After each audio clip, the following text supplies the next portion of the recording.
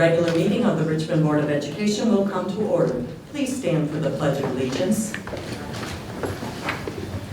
I pledge allegiance to the flag of the United States of America and to the republic for which it stands, one nation, under God, indivisible, with liberty and justice for all. Sandy, if you could please read our mission and vision statement and take roll. Sure. Our mission statement is at Richmond Community Schools, we provide a quality education that empowers students to be successful in the global community. Our vision statement is to foster a culture of academic excellence, creativity, character, and ensuring that all students are prepared for success in an ever-changing world. And I will do roll call. Board Member Cunningham. Here. Board Member Gillis. Here. Board Member Michon. Here. Board Member Sutton. Here. Board Member Telto. Here. I'm Board Member Fortuna. I'm here. Board Member Steyer is absent with notice. We do have a quorum. We also do have one of our student representatives here with us tonight, Alyssa Schaefer. However, Kelsey McNair is absent with notice as well. Thank you. I'm going to make a motion to amend the agenda. I'm going to make a motion to amend the agenda. I'd like to move item number 13 to be number 8, and then item number 14 to be number 9. Support. And then everything else would just shift out. Well, first off, she has to call for the motion before you can make the motion, so let's have to do that. I told her to start. You have to ask for it. Okay, I'm looking for a motion to approve the agenda. Now Sarah would make her comment. I'm going to make a motion to amend the agenda. Number 13 to be the new number 8, number 14 to be the new number 9, and then everything else would shift out. Support. Any discussion? What's the rationale? I think we have a lot of people here tonight, and I think there are some people that want to speak, and I think they have the right not to be here all night, and I think it doesn't hurt us by moving it up. I just would ask that the student board representative report be before that, just in case it does run too late.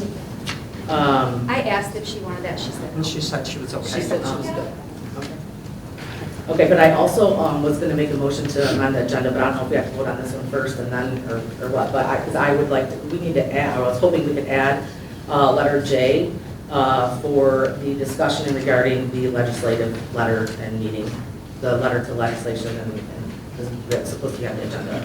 Isn't that what I is? Is that what I is? That's what I Okay, is. it just said a budget, so I wasn't sure. Yeah. Okay, all right. I'm sorry. Okay. It says MISD, right? The MISD. Yeah, it does say Yep. MISD. Yep. Yep. Okay. Okay. Any other discussion? All those in favor? Aye. Opposed? Motion carries. I'm looking for a motion for the approval of the consent agenda. So moved. Do I have a second? Support. Any discussion? All those in favor? Aye. Opposed? Motion carries. Okay, first item on our presentations is a proposed overnight extended trip. I'm going to turn it over to Char Weston. Good evening. Sorry about the informal attire. I have practice going on at the elementary. So this will be our 6th or 7th year going to Hillsdale College for a teen camp. I graduated, it's my alma mater, that's where I went to school. I've known the coach there since I coached at Hillsdale High School years ago. And it's a phenomenal program. They not only cater to just our team environment, but when we get there, the girls get the opportunity to bond in the dorms. We get to tour the college. They expose them to college life. The girls who are running the camp, not only do they have current athletes, but they have athletes that have graduated and believe in the program so much that they come back every year. We get to, during the day, it's not volleyball. Everything during the day are the things that lead up to being good athletes. That might be sand volleyball, working on communication, and the goal is not to beat the other team, but how many times can you keep the ball in the air? And we actually broke the record of 120 times.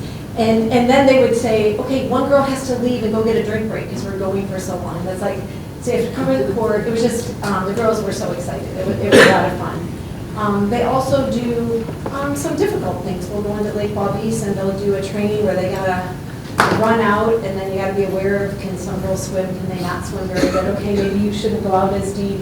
And they cheer each other on, so it's great for resilience. We get to choose our activities that we do in the morning. Yoga is something they choose every time.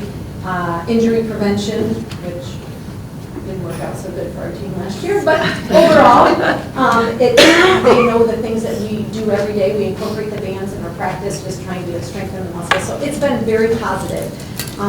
Previous years, I've been able to take 2 teams, so I like to have a smaller number, and then I can move the girls from team to team, and actually have taken 7th graders before that have fit in.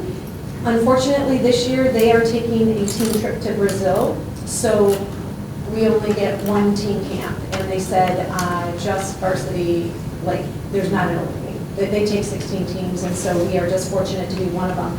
So this year's a little different in terms of I won't be able to take everybody, so I decided to offer it up to all my returning varsity players and any girls. I had 3 sophomores last year that I invited to come up and finish the season with us. 1 chose to do so, so I invited her. And then the other positions, I believe I have 9 committed right now. So probably the other 3 spots, I'm just going to look at what I need on my varsity and who I might need to fill. So if I need a middle hitter, I'll probably invite a couple middle hitters or maybe a setter. So that's what I plan on doing this year. And they assured me that if there's an opening, I will be first on the list because I'm an alumni from there. We try to keep the cost low. It does involve 2 overnight stays. So we get there at 1 o'clock.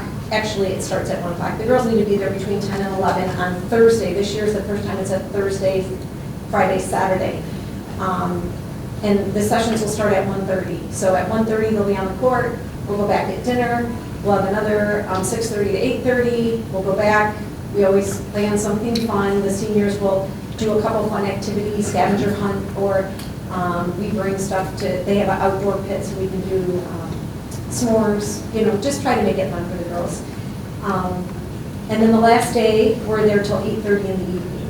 In terms of food, food is not included, and so I have a couple, but there is a big kitchen in the dorm, and we might actually get a suite this year. So in the past, I had 2 teams, so we're in the old dorms that were there like when I went there, but they have these awesome suites, and so this year we might get it because I'm bringing fewer girls. And I have Jess Papasturgeon, and actually Sarah Pastushin has come and cooked for us too, and Ange will also be there, as well as Amber, who is my 7th grade cook, 8th grade cook. So anyway, we'll have enough people there to help cook and make food for the girls, and it's good. It's a good time.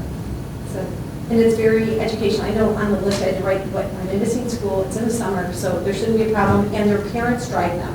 I do not take anybody. I do say if you want to talk to each other in carpool, if one wants to drop off or pick up, but their parents actually drive them there. Okay? Anyone have any questions for me? Thank you. No? Thank you for Thank you. coming. All right, thanks.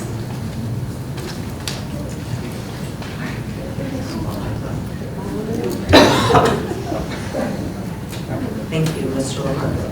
Okay, next item on our agenda is proposed overnight trips for wrestling. Mr. Berg. Good evening, Richmond Board. I am here respectfully requesting board approval for 3 overnight summer trips this year. The trips are scheduled for June 13th through the 16th in Chattanooga, Tennessee. It is the second one is June 21st through the 25th in Urbana, Ohio. And then the third trip is July 30th and 31st in Hudson, Michigan. These opportunities will provide valuable instruction, development, and team building for our student athletes. I will be driving down there. I will be there for all 3 of the events. I will be driving my vehicle with kids, and I also have other coaches that are available to drive down there. So we always kind of take care of that. Sometimes we do have parent volunteers, but we generally like to drive them down ourselves. Generally, I would assume we're going to get roughly anywhere between 15 to 20 athletes to each of them, at least hopefully. That's the idea. We will, and I'll go one by one. For Chattanooga, we will be staying the 13th, June 13th, 14th, and 15th overnight. They provide us with housing. They feed us. It is all covered, and I really wanted to go down to Chattanooga this year because one of our alumni, Devin Skatska, is a assistant coach there. So he invited us down there, and I figured that would be a great opportunity for them to meet him, / just see that environment. So that was a really cool one. I was really glad for that one. Urbana, Ohio, that is our Jeff Jordan camp we've been going to for 25 plus straight years. Just a great opportunity to be around really good wrestling people. Some of the best, and Jeff Jordan's one of the best high school coaches of all time, so I like to bring my kids around that. And again, we actually stay there on the mats, food's provided.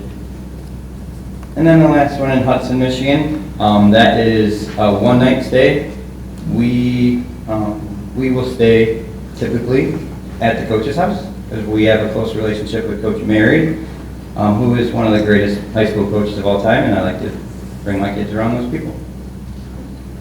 Other than that, I don't think I have anything else, so do you guys have any questions for me? Yeah, so is it volunteer, like whoever wants to go goes? Yep. Right? Yep. And then the cost? So, to get in there, I know you were talking about staying different places, but is there a cost? Yep, there is a cost. Chattanooga is $400 for each athlete. Urbana, so Jeff Jordan's is the same thing. And then Hudson Camp is $100. And the RWA does do some fundraising to help any of the students that have financial issues. So we try to help them out because the last thing I really need is finances to be the reason my kids can't better themselves and get the best for, from what we provide for them. Thank you. Any other questions from the board? Okay, thank you very much, Awesome, Mr. thank you. Dirk. Okay, next item on our agenda is our 2026 Outstanding Teacher Award of the year. I'm going to ask the board we're going to step up here to shake their hands, and then when we're done, we're going to take a picture over there. Let's go. The administrators and Michelle. So, what are we doing first? Who's first? Sorry. Ms. Hunter. Ms. Hunter. Ms. Hansford. Come see me. Yes, come over there. Not ready to see your sweet face. Each year, teachers in every building are nominated for Teacher of the Year by their administrators in recognition of their dedication, impact, and commitment to student success. This year, we have a special opportunity to surprise each of these outstanding educators in their classrooms. An incredibly meaningful moment for both the teacher and their students. We are proud to recognize these 3 individuals tonight, and they will also be honored later this month at a celebratory banquet at the Palazzo. These educators truly represent the heart of Richmond Community Schools, going above and beyond each day to inspire, support, and make a difference in the lives of their students. At this time, I'd like to invite Mrs. Manguni to come forward and share more about Lee Elementary's Teacher of the Year. Thank you. I'm Mrs. Manguni, the principal at the elementary, and I'm here to honor Mrs. Hunter. She's our 2nd grade teacher. It's my honor not just because this is about excellence in instruction, but it's really about her heart, her impact, and specifically her quiet, powerful way that she shapes the future. Mrs. Hunter embodies what it truly means to inspire a love of learning. Kids go into her classroom, maybe not always loving learning, but they come out loving to read. So I hear that from teachers and staff and parents that's what she really puts into her students. Her classroom is a place of curiosity. She encourages a lot of question asking, exploring ideas, and she has an environment where children feel capable and confident and excited to grow. But what makes her especially remarkable is her calm demeanor. In a profession that often demands quick thinking and resilience, she's a steady presence. Her classroom is a place of reassurance and consistency. Students know that they're safe, they're supported, and they're understood. She models patience and grace in every interaction, and as you know with 2nd graders, a lot of that goes around. Her professionalism is constant and unwavering. She approaches every situation with integrity and respect. She understands that not every challenge requires a reaction, which I think specifically is powerful as we model for our youngsters. This thoughtful approach allows her to remain focused on what matters the most, and that's the success of her students. Beyond the classroom, she's a role model for her colleagues. She uplifts others. She's constantly positive to her school community and leads by example in big and small ways. Simply put, she makes a difference every day. Please join me in congratulating our Elementary Teacher of the Year.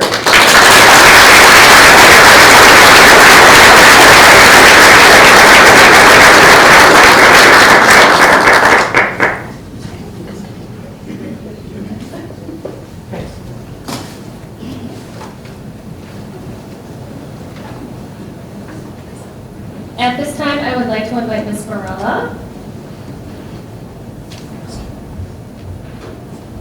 and Mr. Chris.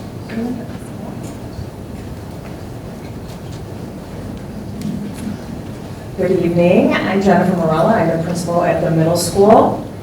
It is truly an honor to stand before you tonight as we celebrate an exceptional educator, Ms. Amanda Turpin, Richmond Middle School's Teacher of the Year. Amanda represents the very best of our profession. At the core of her work is a deep and unwavering commitment to literacy, not simply as a subject, but as a foundation for opportunity, confidence, and lifelong success. She understands that when students develop strong literacy skills, they gain the ability to find their voice, think critically, and engage meaningfully with the world around them. Every day, she brings that belief to life in her classroom. What distinguishes Mrs. Turpin is her ability to connect with students. She sees each child not just as a learner, but as an individual with unique strengths, challenges, and stories. She builds relationships grounded in trust, respect, and genuine care, ensuring her students feel valued, supported, and that they belong. Ms. Turpin runs the Crochet Club and the Writers Club, which has published writers every year. Where others see barriers, she sees possibility, meeting students where they are and never losing faith in their potential. Her persistence, patience, and unwavering belief create an impact that extends far beyond the classroom. When you step into Ms. Turpin's classroom, you feel it immediately. It is warm, welcoming, and purposeful, a space where students feel safe to take risks, ask questions, and be themselves. In her classroom, learning is not an obligation, it is an experience that students are eager to be a part of. And I've seen even some of the most reluctant learners learn to love to read in Ms. Turpin's class. Ms. Turpin exemplifies the heart, expertise, and dedication that define outstanding teaching. She inspires her students, supports her colleagues, and strengthens our entire school community. Ms. Turpin, thank you for the difference you make each and every day, and we are incredibly proud to recognize you as Richmond Middle School's Outstanding Teacher of the Year.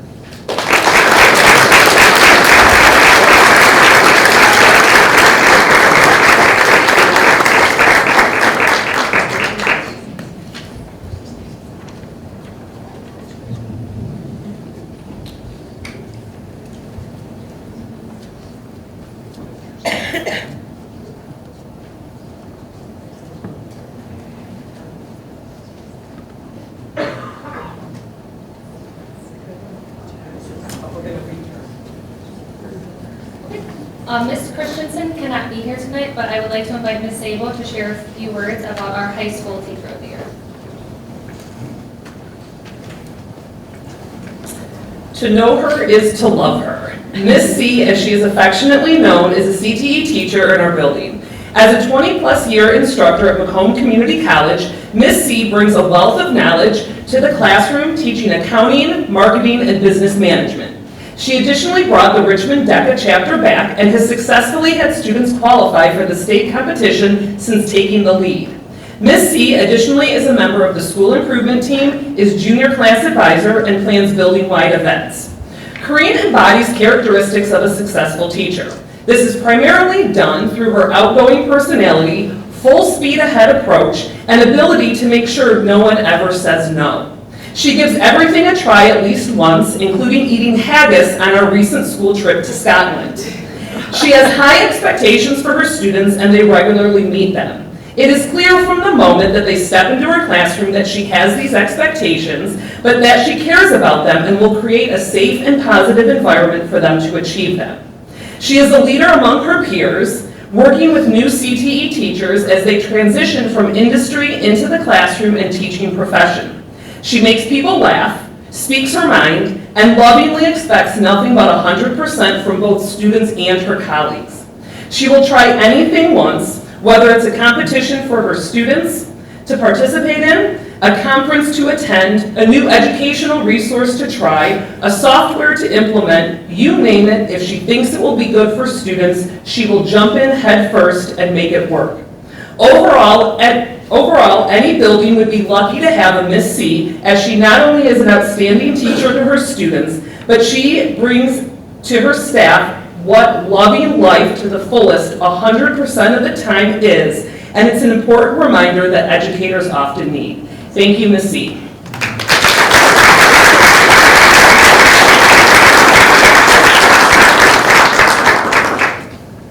And then if you look at the pictures, this was the day we surprised each of the teachers in their classrooms.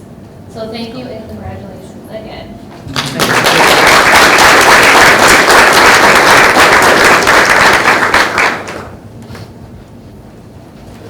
Okay, don't go far. Our next item on our presentation is the Macomb County Literacy Ambassador.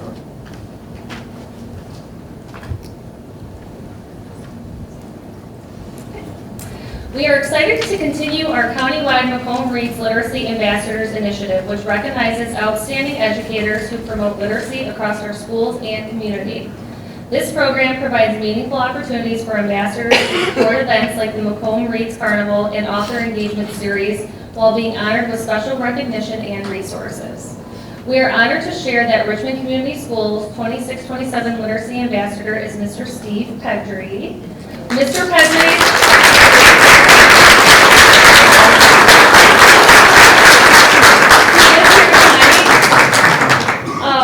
Pedry's dedication to fostering a love of reading and supporting student growth makes him a truly deserving recipient of this recognition.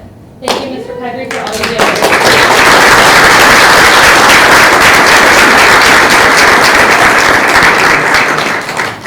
Okay, next item on our agenda is our hatching results presentation. Mrs. Zabel, are you leading that? And I'm going to, we'll turn that over to our secondary principals and counselors to tell us about this great program.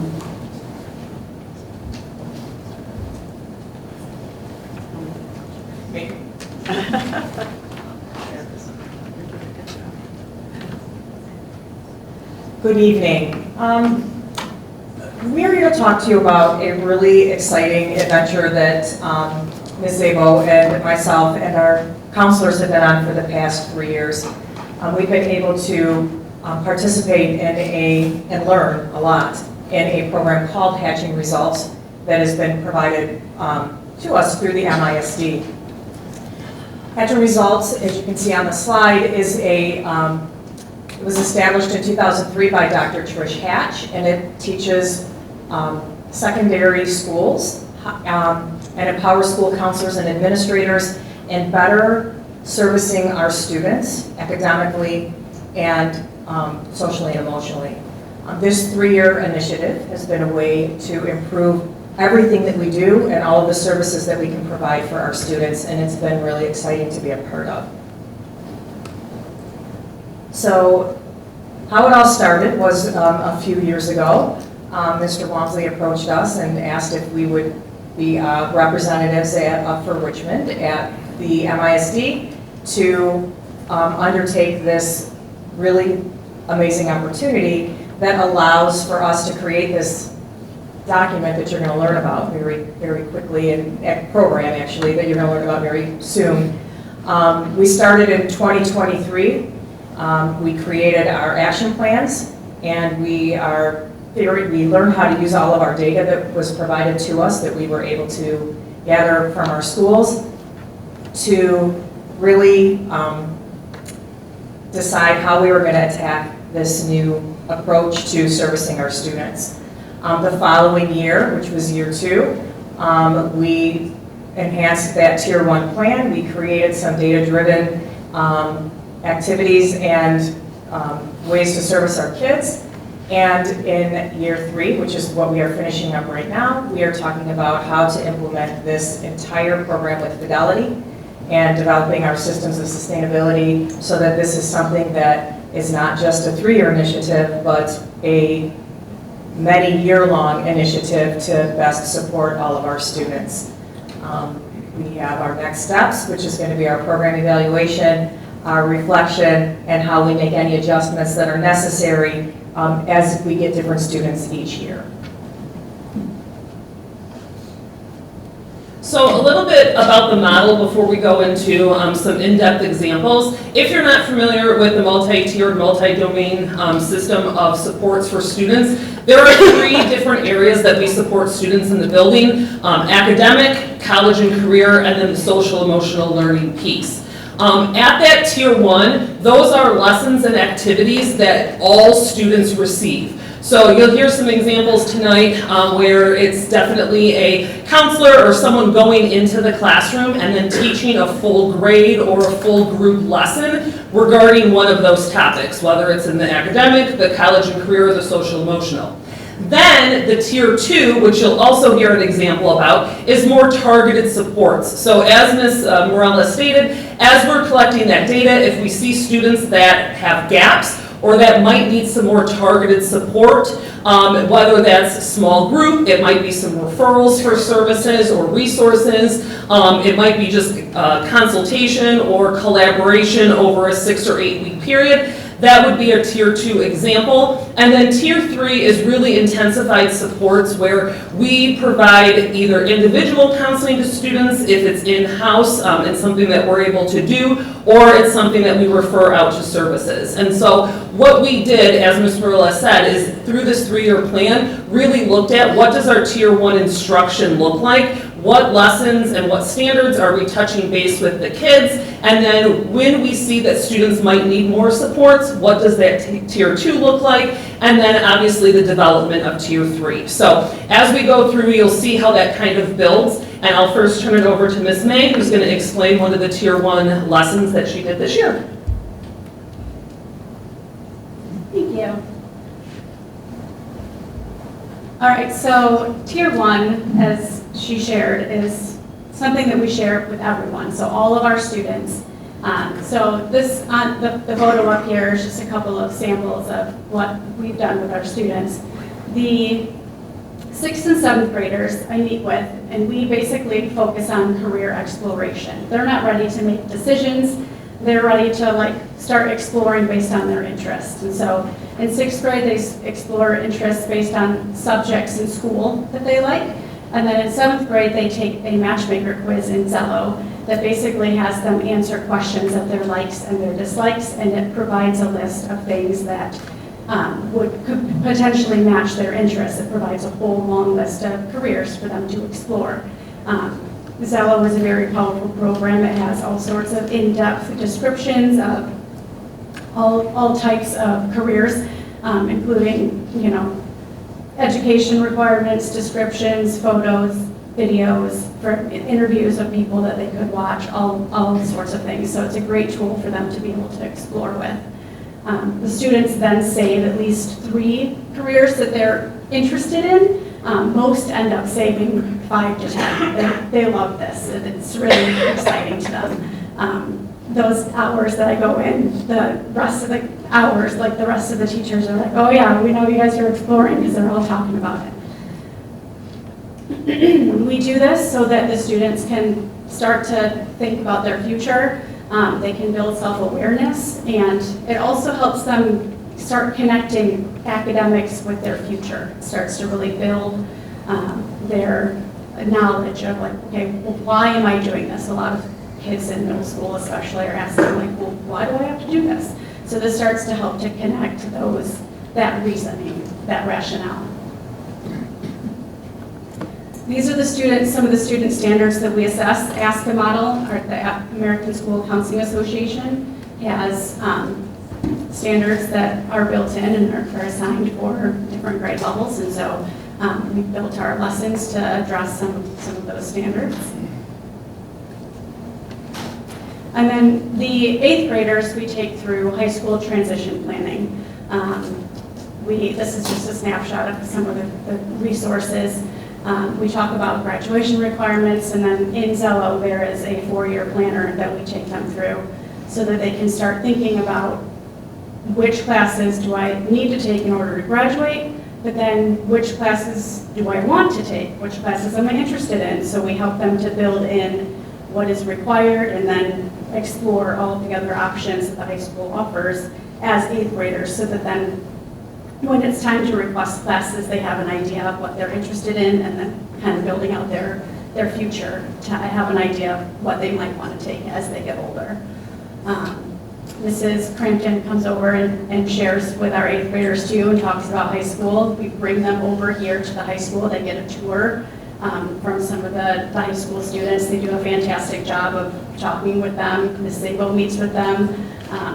The high school sets up a whole thing in the gym with different clubs and activities and some of the CTE programming, so that the students can see some of those examples and really just help them get an idea of what high school is all about. So we meet with them over multiple days to be able to help prep them. The high school also then has a meeting in the evening for the parents during conferences to help provide that same information to the parents as well. That's part of our whole transition time.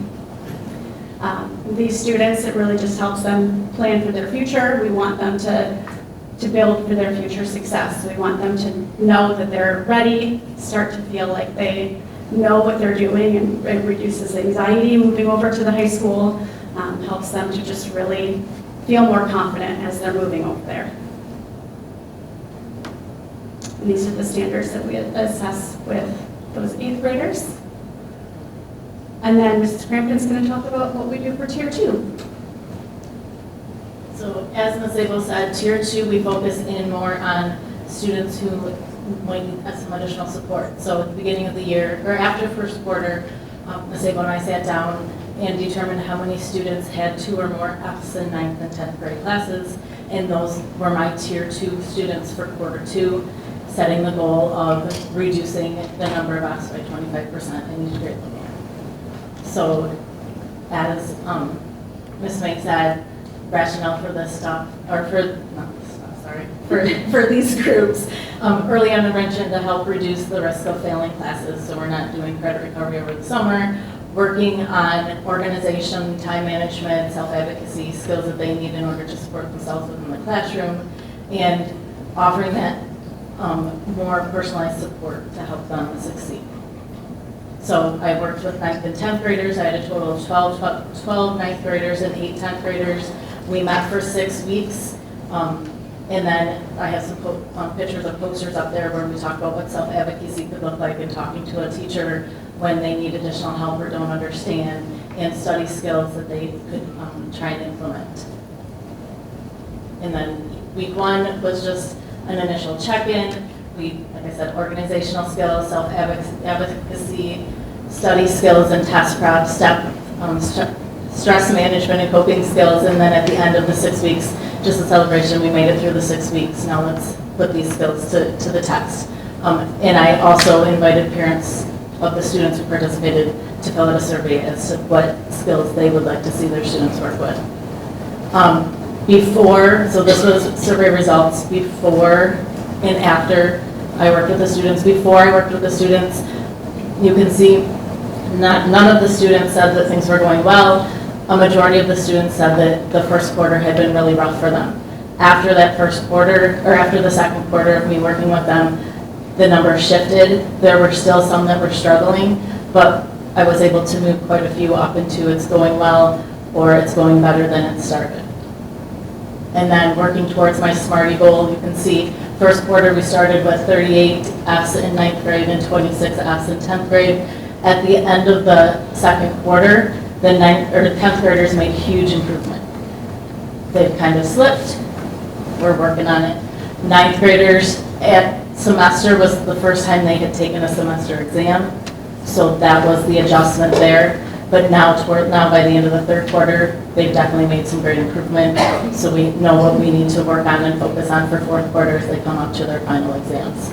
So this allowed me, having this data allows me to be able to focus more in on specific students and the skills that they're going to need. And as a wrap-up, as you can see, kind of from what Ms. May stated and how she gave a Tier 1 example, Ms. Crampton's Tier 2, if we do still have students that are struggling in one of those areas, it can be because of attendance, trauma, grief, negative behaviors, things tied to college where kids at this point don't have a post-secondary plan. They don't know what they're doing after they walk across the stage on May 20th. If there's students not on track to graduate, if there's students that are wanting to drop out and having those conversations about they don't see a point. All of those things become more individualized for the student, and that's where that Tier 3 comes in. And so, as Ms. Crampton said, some of those students that still perhaps are not showing progress in her small group, that would then warrant the further conversation of more individualized approach and instruction. So that kind of is the whole loop. One of the things that I can say is that the time that the four of us have been able to spend together at the MISD, 6 days over the past 6 days each year over the past 3 years. I think we all can agree that all of these things were being done. We just never actually had the time to sit down, put it into, pen and paper, and then collect that data. So I think if nothing else, we really had the opportunity to do that. And then also at the high school, we're working on attending hatching, actually starting on Wednesday with our student support group, where we're also bringing in the social worker, the counselor, myself, the dean of students, and the director of student services to kind of create another layer of what do our tiers look like and how do we collect data. So I guess I'll wrap it up for all four of us if no one else has anything to say, but thank you for giving us this opportunity to go over the past 3 years. I know it's hard with having us out of the building. I will say we're the only school in Macomb County that had administrators present, and so I think that was a really impactful piece because we were able to work hand in hand with our counselors, and so just thank you for that opportunity as well. Thank you very much. Anybody have any questions? I actually do. In regards to the funds or the grants that cover that, is that something that we apply for or get? So as far as the training itself, the ISD has some grants, so partially cover the classes the ISD is able to cover, and then the rest we've been able to cover with our Title II, our professional development grant has been used the last few years to cover our remaining portion of this. As far as beyond the training, there really isn't additional cost. It's them putting the pieces, putting the resources together, so there's really not a cost outside of the training. Okay, for implementing, say, Tier 3 services, things like that, is that for each of these students? We really build in with the resources that we have, so it's really kind of, I think it was Andrea that just said, we've sort of been doing these things, but maybe piecemeal and not in that way, but there hasn't been that system and that plan where we see how it builds and how to recognize the students that need it, when do you put them in and when do you pull them out. So it's really a matter of organizing what's been happening to be more effective and efficient, but we haven't found the need to go outside. Again, even when we talk about outside resources, we already are working with agencies like CARE and those type of groups that might be tapped into this, but we're not looking for something additional at this time. And parental involvement, if they reach the Tier 3 level, parents are... Oh yeah, everything. I mean, throughout all the processes, like same thing, like Ms. Crampton said, is that even before the group, it was notifying them. Another example of Tier 2 we have is an AOP group, and I apologize that I don't know the acronym because I just heard it, but that's through Macomb Family Services, and it's for students just working on social interacting skills of how to interact with their peers. That's another small group we do, but they come in. Cody runs that class. It's once a week, and that's also free of charge. The same thing. Ms. Spencer reaches out to the parents, explains the purpose, explains maybe why that student was chosen or suggested to perhaps participate, and so that would be another example, but those are all things that are free of charge and are done throughout the school day. So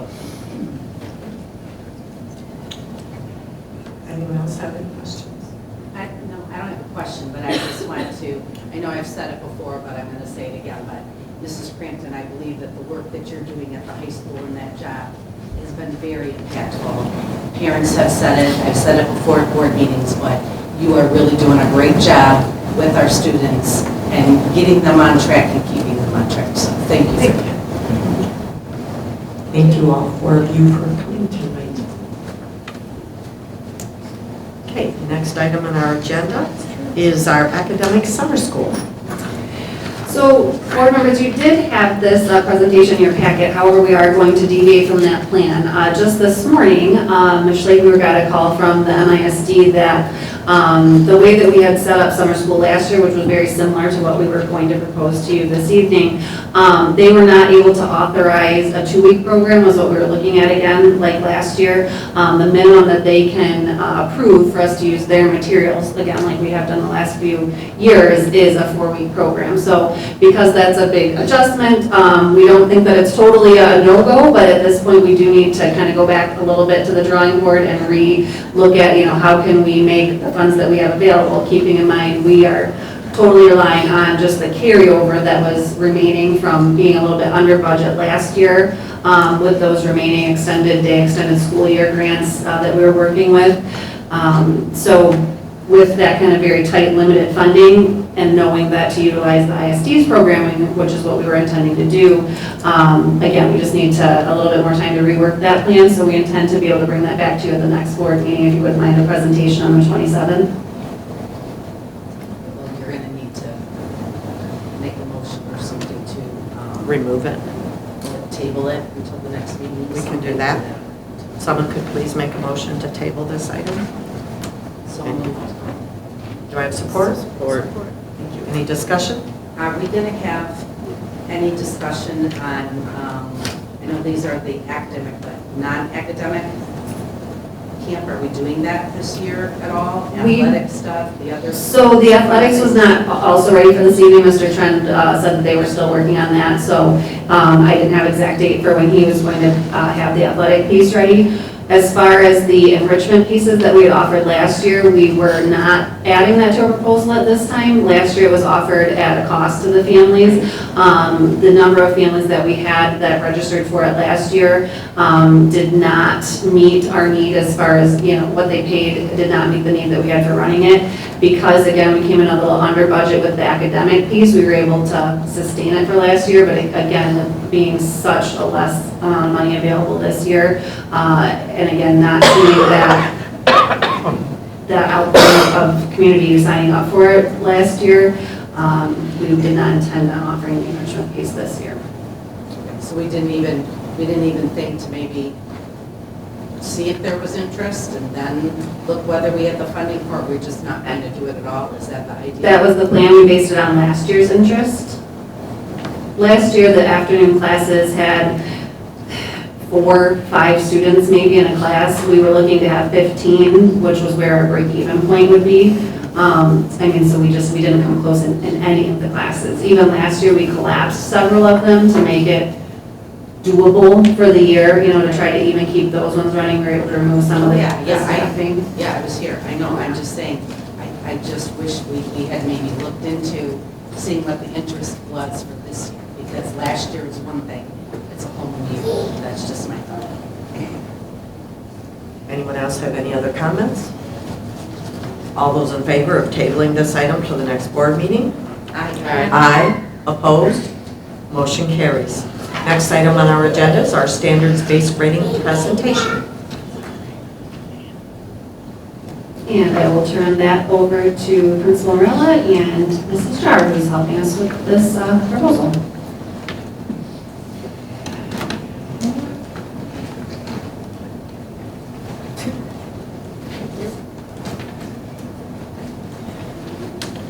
So back in the fall, we had a really good discussion on standards-based grading at the middle school. We were challenged or charged with trying to come up with some type of a different transition, perhaps for our 8th grade. And we think we may have an idea. Actually, I know we have an idea. So just a little bit of a recap. For as long as I've been at the middle school, we've been using standards-based grading. Mrs. Jar could probably tell us exactly how long we've been using it. But it does provide feedback on standards taught instead of using letter grades. Students have the opportunity to demonstrate mastery throughout the year. Rubrics are created to take away all of the subjectivity, and it really provides concise examples of grades. So that's where we are right now. But since we've last presented, we've been kind of on a journey at the middle school, and we started back in January where I was able to provide our staff time during our professional development to do some norming. And norming is when you meet with people in your either grade level or content area. You each bring a work sample of, what a proficient, a partially proficient, what all of the different grades are. You bring those, you bring samples of those, you bring examples of those, and then you each grade them based on the rubric that's provided to see how close you are with one another. Because, again, we want to make sure that that subjectivity is gone when we're doing grading. It really should be based solely on the standard that we're teaching and the rubric that is provided.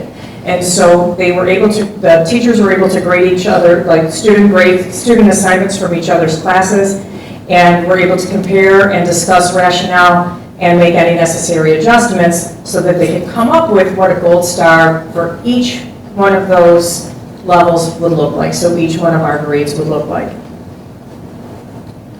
So we just went through a 7-step process, focused on the standard, selected the assignment. This is just some information for the board so that you have exactly what we did. And it was actually really powerful to watch. It was great to listen to the conversations that the staff was having. Everything was very much academic focused. We really wanted to make sure that we were doing everything that we could do to ensure that our students were able to show us what they know at the level that they can show us. So we were pretty excited about that, and as the administrator, I was excited to see how close the majority of our teachers were with one another in regard to grading. So then, at that time, we were also able to have a lot of time to collaborate with one another to just continue this process. So that was one day. Anchor and apply, making sure that we are establishing what those gold star samples would look like. So here's an example of a normed rubric. This is just from our science, and this was just based on the collaboration that the teachers had just on that day. This is really just one example of what this would look like. This is a journey. This is not a one and done by any means. We continue to have these conversations. A main focus of our PLCs, even moving into next year, is going to be on standards-based grading and norming, okay? Go ahead. Just to add a comment, the norming was really useful and helpful as teachers to see if we're seeing the same thing, but it also helped to make sure our rubric was actually measuring what we thought it was. Because there were times where I found, oh, you know what, this piece of the rubric isn't clear, and if we could clarify it, then it doesn't matter who's using it. It's going to be accurate. So as you know, and as we've told you before too, that rubrics aren't just used in standards-based grading. Rubrics are best practice for any type of grading that we do. So what we're planning to do, and we're still in some of the logistical phase, is there will be a pilot. We will pilot a transition for traditional grades in 8th grade beginning next school year. Our team, Mrs. Jar and even Mrs. May and Mrs. Schlegelber, we're all working together. We also invited our school improvement team to help give us some information and give us some ideas as well. We are working through the logistics of what this looks like because we want to make sure that we are going to be doing what is best for our students. And we are going to model it after the 80-20, which is what the high school does, 84 summative assessments and 20% of their grade being their formative assessments and assignments at our level. And then I'm going to let Mrs. Jar kind of talk about what step 3 is up there. So step 3 is I'm playing in Power School to try out different scenarios of how we can still maintain the standards, because parents and educators, we need to know what the standards are that we're assessing, and I don't want to give that up. But at the same time, give our 8th grade students transitioning to high school the experience of a calculated numeric grade, because they've never experienced that, and when they come into high school, that is just one more change on top of everything else. So currently, I'm working with Tracy Thornburg, and we're setting things up in Power School where I can try things out, and then we can meet and look at how it works, because one of the things we agree in committee, we don't want this to be punitive. We don't want to suddenly these kids are failing because they've never experienced these kinds of grades. So we want to set up the system so that they can see the effects that the numeric grades have. For example, that if you don't do your homework, it is going to have an impact. But we don't want them failing so fast and so hard that they can't recover. So that's kind of where I come in to play with the numbers and try things out. So we're really excited to see where this leads us. And what questions do you have? So. All right, go on, bring it. Okay, so I was obviously one of the ones in the For fall sure. that wanted to look at this transition. And, you know, Ms. Jar, everything you just said is exactly what I was experiencing. I feel like when my daughter made the transition to 9th grade, when you say that you don't want it to feel punitive, in my opinion, it's either going to feel that way in 8th grade or 9th grade. I would rather it feel that way in 8th grade when they get that wake-up call And they before have it no really hurts GPA. them. Yes, because it's going to help shape their mind around it versus something, like the grades, they've never had that before. So in my opinion, I would much rather them get that culture shock in 8th grade before it really hits their GPA. So I think this sounds like everything that is going to be helpful for the 8th graders, just kind of experiencing it myself, watching, kids in 9th grade go through it firsthand is hard, So I think this is going to be a great year to test it out for kids and let them get their feet wet with it. So I'm excited to see what this is going to bring for the 8th graders next year. I did have one question though. At high school with the 80-20, I know for summative they can do retakes. Are we going to allow that? Always. Okay. Yes. All right. So Yes. they would just initiate like they would We in high school. we may have a little bit of a different way of kind of calculating that, but yes, we don't ever want to set kids up to fail.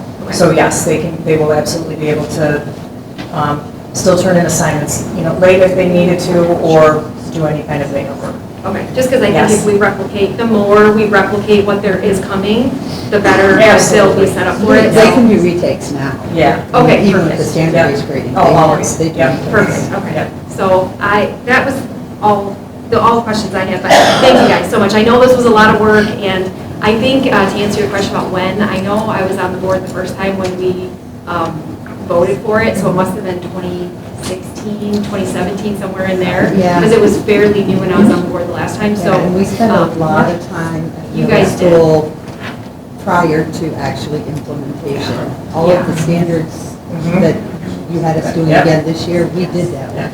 So it has had a long run, and I'm glad that we are still open-minded enough to grow with it. We've had a long test period to see the strengths and then maybe some of the weaknesses, and I think this is just catching up maybe one weakness that we identified over the years, and I think it's great. So thank you very much. I feel the same way. Having gone through it now, I agree. Thank you. I think that the 9th grade teachers are going to be happy about this too. Yes. One thing, is it true that some of the colleges are looking at GPAs that are starting in 8th grade? Is that something? I've not been made aware of that. Okay. No. Okay. And then the 80-20 rule, and I know that this isn't on the topic tonight, but your experience with that as well, Billy, too.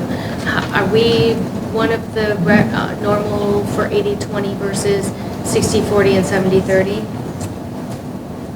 For summative versus Mrs. formative? Zabel would probably be better I was just gonna equipped say, for I that didn't see question, because I don't have secondary experience outside the middle school. Going back, we have to look, I'm not sure exactly where things are, currently. It's one of those things that does shift and ebb and flow a little bit. Yeah. Okay, going back to her credit or grade point average in eighth Yeah. grade. Do you have courses in the eighth grade that are high school credits? Yes. We do, but they go toward their high school GPAs. Yeah. So is that what So you we were do have- asking? Yeah, we do have that available right now for our students, but it doesn't, it's still considered high school classes, not eighth grade classes, Okay. if that makes sense. Just kind of floats there until Yeah. they become a freshman. Yeah. So we are really hoping, we will keep you posted, and we will let you know when we're ready to present our final plans moving forward, and we'll go from there. All right. Thank you very much for working on this. Mr. I have a question. Oh, I'm sorry. Sorry. Oh, I'm so sorry. It's okay. We're doing it at eighth grade, and I get that, but what happens to those students and teachers who are seventh graders and they have a class that's mixed seventh and eighth grade? Why wouldn't we do it in seventh grade as well? That's an excellent question, and I'm going to let Mrs. Jarrett handle that. Two things. First, we feel that we pilot at one grade for just the efficiency. Seventh grade has a couple of challenges. One is the fact that we don't have seventh grade core teachers. Our seventh grade core teachers are either sixth grade or eighth grade core teachers. So that becomes a conflict. And finally, with regards to classes that we have that are seventh and eighth grade combined are mostly our specials or electives. Those people have spent so much time these last 2 years on their standards and their rubrics, and they are more performance-based. So, for example, in PE or strength and conditioning, Coach Bava is basing their proficiency on their performance in that class versus, oh, you didn't get dressed today, you lost 10 points.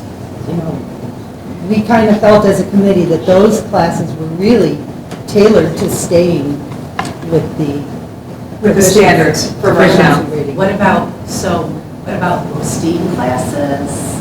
That, I'm Right, not so following, we're- hold on, let me finish. I'm not following that at all. So are you saying that the standards-based rating is just going to be eighth grade and it's only core classes? So when they move to high school, are you telling me that the non-core elective classes, it doesn't matter what grades they get going up there? I'm not following. No, we're still working on that, though. We're still trying to work out the logistics of that because we do have those unique classes where we do have teachers that have seventh and eighth graders. So, you know, Cheryl just used the example with PE, which isn't, Right. you know what I mean? Right. But for our STEAM classes and our other more academic-based, performance-based classes, we still have to work that out. And those are one of the things that we're doing with the sandbox that we're calling it. Yeah, so we will have a way, we'll have a system in place for those teachers and those students. Yeah, they involve talking to those teachers also. Yeah. And Finding out what their preference would be. Okay. So, Thank you. yep. Anybody else? Ms. Sabo, I have a question for you. The 80-20, is that pretty standard? Do you know if it's standard throughout, or is it 60-40, 70-30? What are you hearing? I don't know. I mean, in my previous district, it was 80-20 as well, so that's really the only experience I have. That's something that I could put out the MAC principals. There's, 21, 22 of us in the group. People put out, like, soliciting feedback all the time, so if that's something that you were interested in me gathering, I can go ahead and do that. Please, we'd appreciate it. And you can just send it to Billy. Okay. You don't need to present. We're just looking for some numbers. No problem. Thank you very much. Okay, next item on our agenda is our 26-27 budget discussion.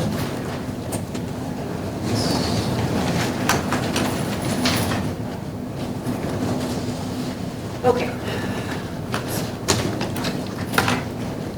Okay, so the first thing I want to kind of go back is a little review. At the last meeting, we had some time to talk about which enrollment model we wanted to go with to base our budget numbers on.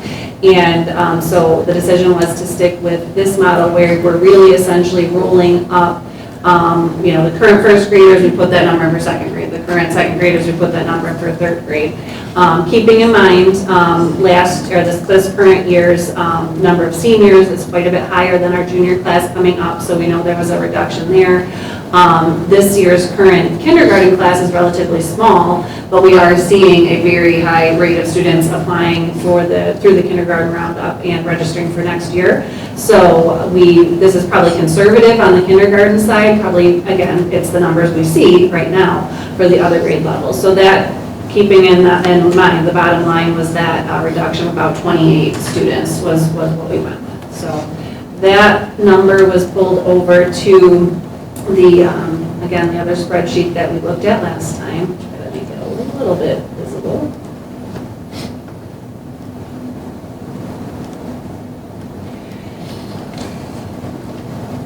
So with this, again, we still don't have anything from the House or the Senate, so we pulled the number over for enrollment, but other than that, we don't know what they're proposing at this point. So we don't have much that we can look at in those last two columns. At this point, we would just be basing it off of the governor's budget proposal, as that's the only one that we have.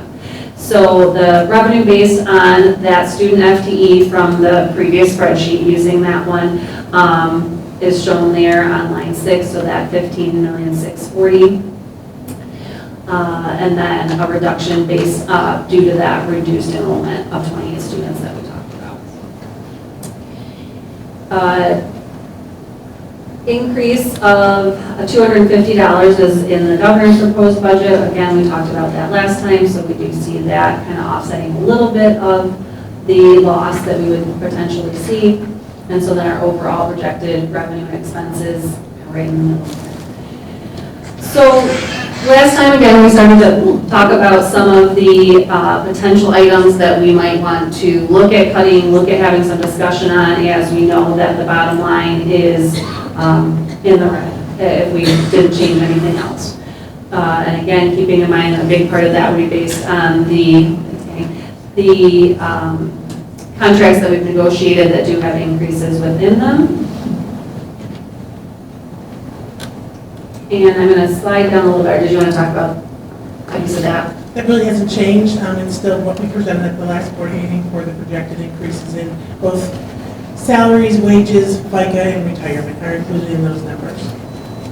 And then we went down to the non-union groups, and it's the same thing. When you look at the building security monitors, we did not receive 31AA funding, and if that continues into next year, that would be an area where we would consider, we'd still have them, but maybe not as many. And that's, at this point, one of the many ideas of waiting to see where we go with our state aid from the state of Michigan. We also added in there, we added some more at the bottom. It was mentioned to us about the one-time expenditures. All the grant changes were mentioned last time, the 27L grant. We have the expenditures added, replacing some retiring teachers because teachers are at one salary step and new teachers coming in be at a lower salary step, so we factored in that savings. That's in the red number, that's a safe reduction of expenditures. We talked about on-site training expenditures, reducing that. One-time expenditures, we have a superintendent search going on right now, we reduced for that. We had some election and bond information that we put together. We have a reduction for that included here. One-time expenses for insurance deductible for where something was one of our high jump pads, pole pads. So then we replaced them, but we had the deductible, so we've taken the deductible out. Some ideas that possibly maybe some student supplies, maybe some library books. We have alternate funding for library books that we consider. They have book fairs at the elementary and middle school. They use proceeds and credits they get from the book fairs to purchase books for the libraries in those two buildings. The high school has been using their money. It's a different demand for reading at the high school than it is at the elementary and middle school. They can't pick up a book and read for 20 minutes and be done with the book. The high school, much thicker books. So it's not a quick read. And they just don't check out as many. They do a lot of stuff online and linking with classes. They're looking on using the computers we have to look at online research stuff. Grant expenditures, we talked about replacing the educator on home, replacing instructional coach. We'd still provide 2 instructional coaches, but we would have the grant funding to assist in offsetting the cost of one. And then we talked about, again, reducing social worker. We have losing 31A funding. Again, that's one idea that we have put on here just to give you an idea that if that's something you want to consider, here's an amount that we feel we might be able to save. So as the picture comes together right now, we have so many assumptions, it's difficult to say what's really going to happen and what we need to do. The House and Senate are going out on break. We're out on break. They told us the other day that maybe at the end of April or early May, we'd hear something more from them on what they're thinking of as far as the budget statewide. So we kind of have to sit tight and see what they offer and suggest and where we go from here. In the meantime, we're working with principals, staff, talking about ideas in the event that funding isn't where we need it to be. And 31AA, they talked about, it's still in the appeals process. They're talking that because they took the money that we didn't take, all the districts that didn't participate in 31A and reallocated to the districts that are in, they don't believe that funding will be there for this year, but there is talk, as we're told, by people who are in Lansing with the legislators, that perhaps they will take out some of that language that made so many of us say, oh no, we can't live with those requirements in the grant, and maybe we will get some of that back next year, but it's hard to say at this point. And when we know that was brought up the last time too with 31A as a liaison officer, we did calculate that, and it is not on this particular draft, but that is about $20,000 that could be in that line item too, and that has the grant 31AA. It is not on this example, but that's the expenditure for that, so that would make a difference there too. And when you look at the bottom line, and maybe I don't know if we're ready to transition to the next slide. We have to remember that we've been doing set-asides for several years now. In our budget, we've set aside this year, we've set aside planning to contribute from the general fund to the non-bond projects to set aside funding. Right now we have, at the beginning of this year, 25-26, when we closed the books on June 30th of 25, we had $1.7 billion sitting in our set-aside, which was originally set aside for bus replacement, turf field replacement, replacing student and staff laptops, replacing student and staff desktop computers, copiers, and file servers. And that's where you get the subtotal in the middle there, 1.5 million is sitting in funds for those replacement items. We continued doing some set-asides and redistributed them, added some more. So we added some building and grounds for doors for $150,000 and some curriculum set aside for $92,000, which brings us, as of the beginning of July of 25, $1.7 million. In this year's general fund budget, we're planning to transfer a total of $494,840, and you can see we've continued with those top items totaling $402,000 plus an additional $92,000 for curriculum. We reallocated some funds this year because our door replacement was done with other sources.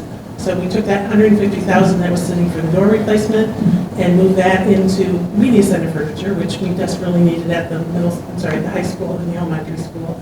And then we just moved the additional amount, $2,220 out of copiers. And then this year, our planned expenditures we've already made. We've replaced a bus for $150,000. We replaced laptops for $356,000.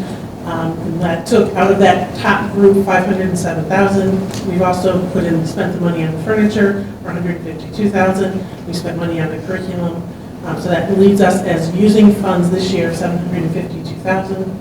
And when we take last year's starting point, handle the reallocation, add the transfer we're planning for this year, and take out those expenditures, we're still looking at $1.5 million in set-aside funds. One way to look at your budget is, do we want to continue that set-aside at that amount? Do we want to look at, bus replacement is ongoing every year, don't want to really change that one. Turf field, we want to get that up to enough to replace it. Laptops, we've done one replacement this year, looking at how long it would take to build up funds to replace them again and what the life of those laptops are, as well as the desktop computers. And copiers we replaced recently, how long do we plan to use those, and how much money do we need set aside? So there might be areas where we can reduce some of that set aside if we choose to, which could impact our general fund budget. So basically, with 494,000 sitting there, we have some discussion we can have about adjusting that number and how we want to spend that money. Tammy, I have a question. Does that 1.5 or 1.7, either one, is that reflected in our fund balance, or is that, like, after this is taken out? This is in a separate fund. Okay. So we have our general fund balance, which you see every time we do that. So this 1.5 is not It's not in part the of our general fund. Okay. It is in our set-aside capital projects. Okay. For those projects we've listed, because it's board-determined dollar amounts, the board can determine to shift that money if they choose. And how many more years did we have on the turf? No, when's our next, Isn't it 2 or 3 years? I think I went in 2020, and it's about a 15-year, Oh, depending on how well, just how well it stands up. And we do maintenance on it. Preston takes care of it very well, so we do maintenance on it, and we just kind of look at how it's performing. There's some things you can do, like add pallets if you need to. We fluff them up to keep them, there, so it's functioning well. But it varies. Sometimes and I don't know what it depends on, maybe the weather, the soil, I'm not sure. But they tell us about 15 years. So we have up until 2035. And we're putting in 52,000 per year. And that was the idea, was to take that how much life we had in it and how many years we have to rebuild to have money there to be in its right place.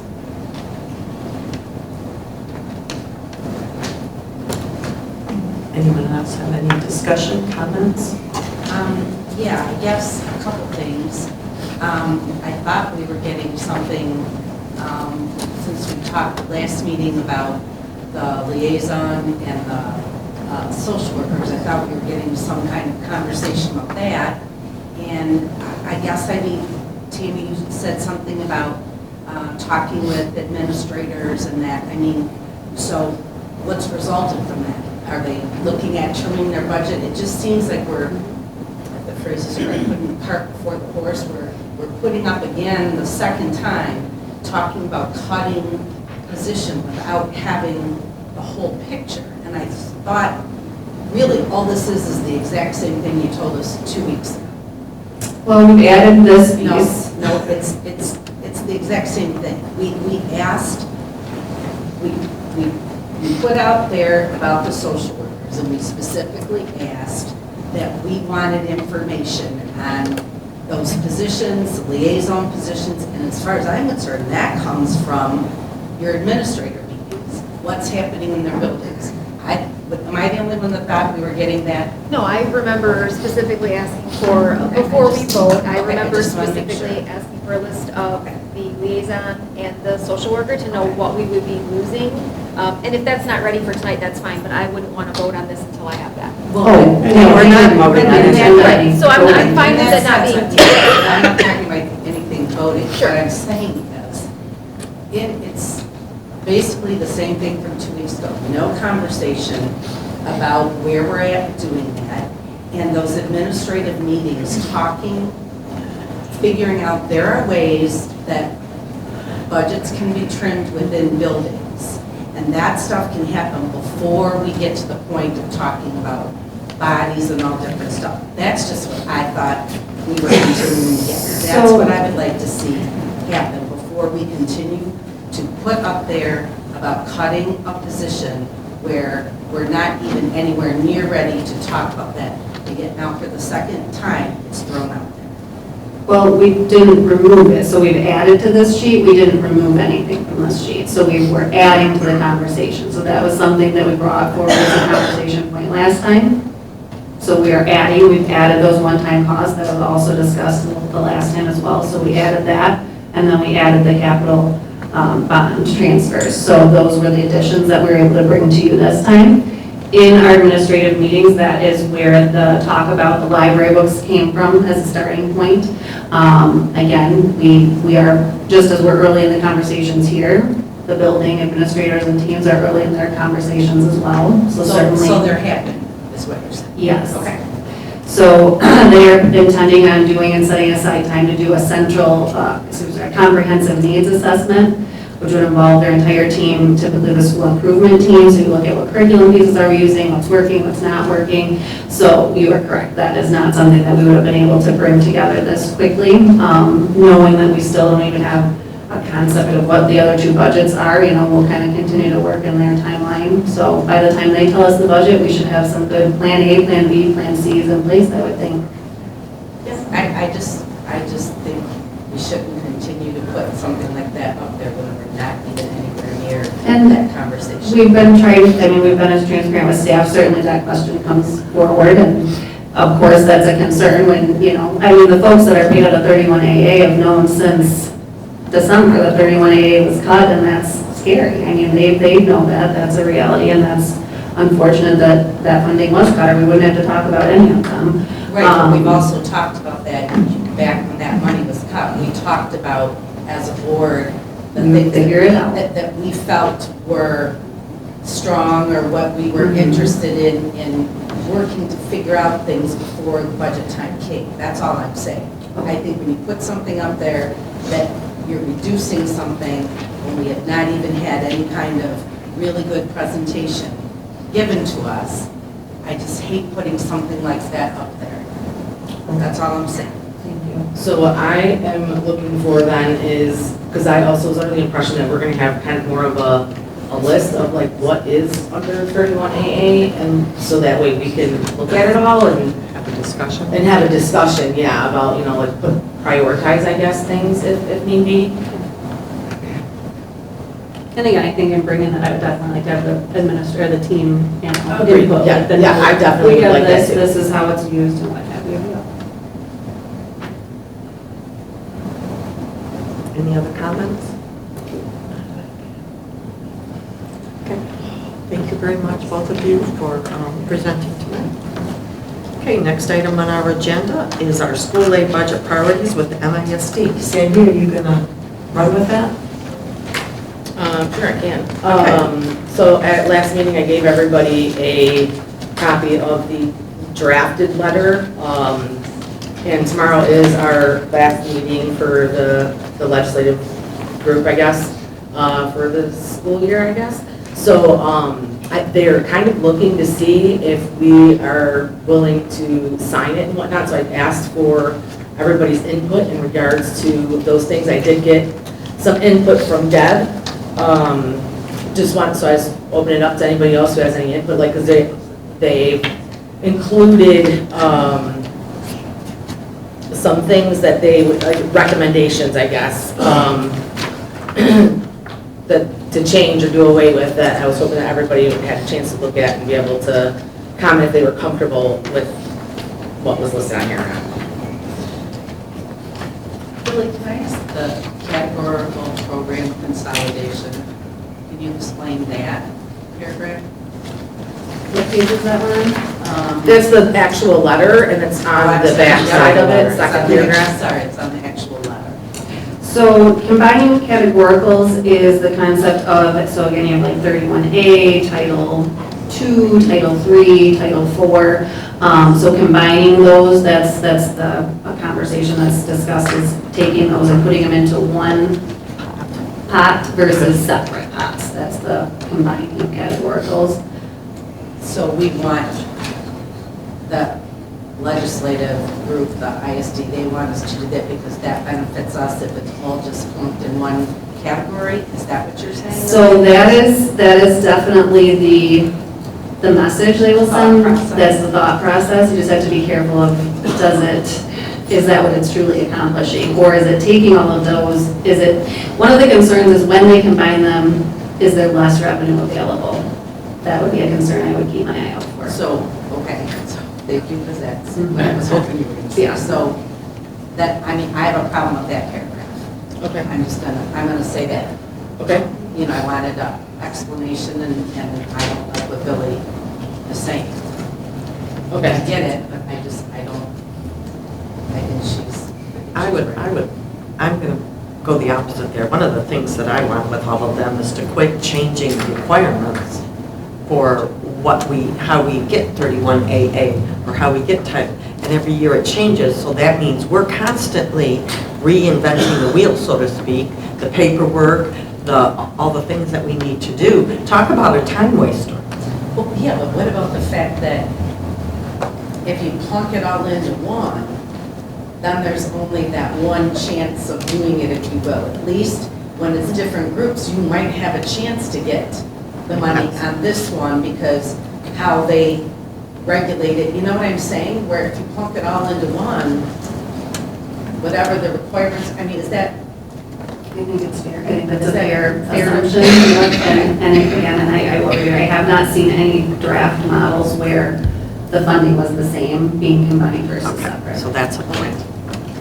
That's a point. Okay, so if we keep it separate, I would want to have the piece about adding all these extra, like what happened this year with 31AA. I think that's a whole different argument. Isn't that part of that? Somewhere in here? I would say it's an argument, but a worry that they could start adding that. Yeah, because what's going to stop them from doing what they did this year? And I think that is listed in here. Somewhere it is, I thought. Yeah, it is. I read it earlier today. So, I mean, it is in here in regards to like keeping those. We have some requirements the same, consistency in, if we're going to keep them separate, can we have some consistency and not changes every year or not, I mean, okay, so we got the money on 31AA, then we had to give it back. I know it is, but we're sending this to Lansing, so this is our opinion to say, hey, we need to work on this. I mean, I would say lobbyists are definitely, that's a priority that we hear working on it, so. Yeah. I think you're right, and I think you're in the group that is, there for that for schools, so we shouldn't have the red tape around getting money set aside for us. Yes.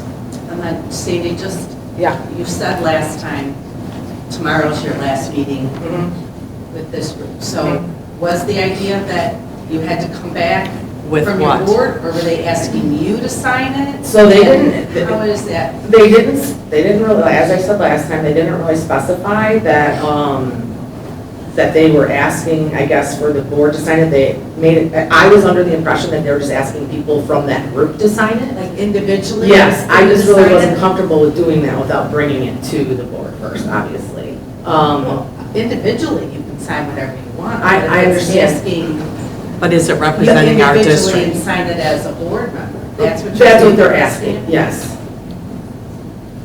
So I would like to be able to report, I guess, whether or not this board, as, Would agree?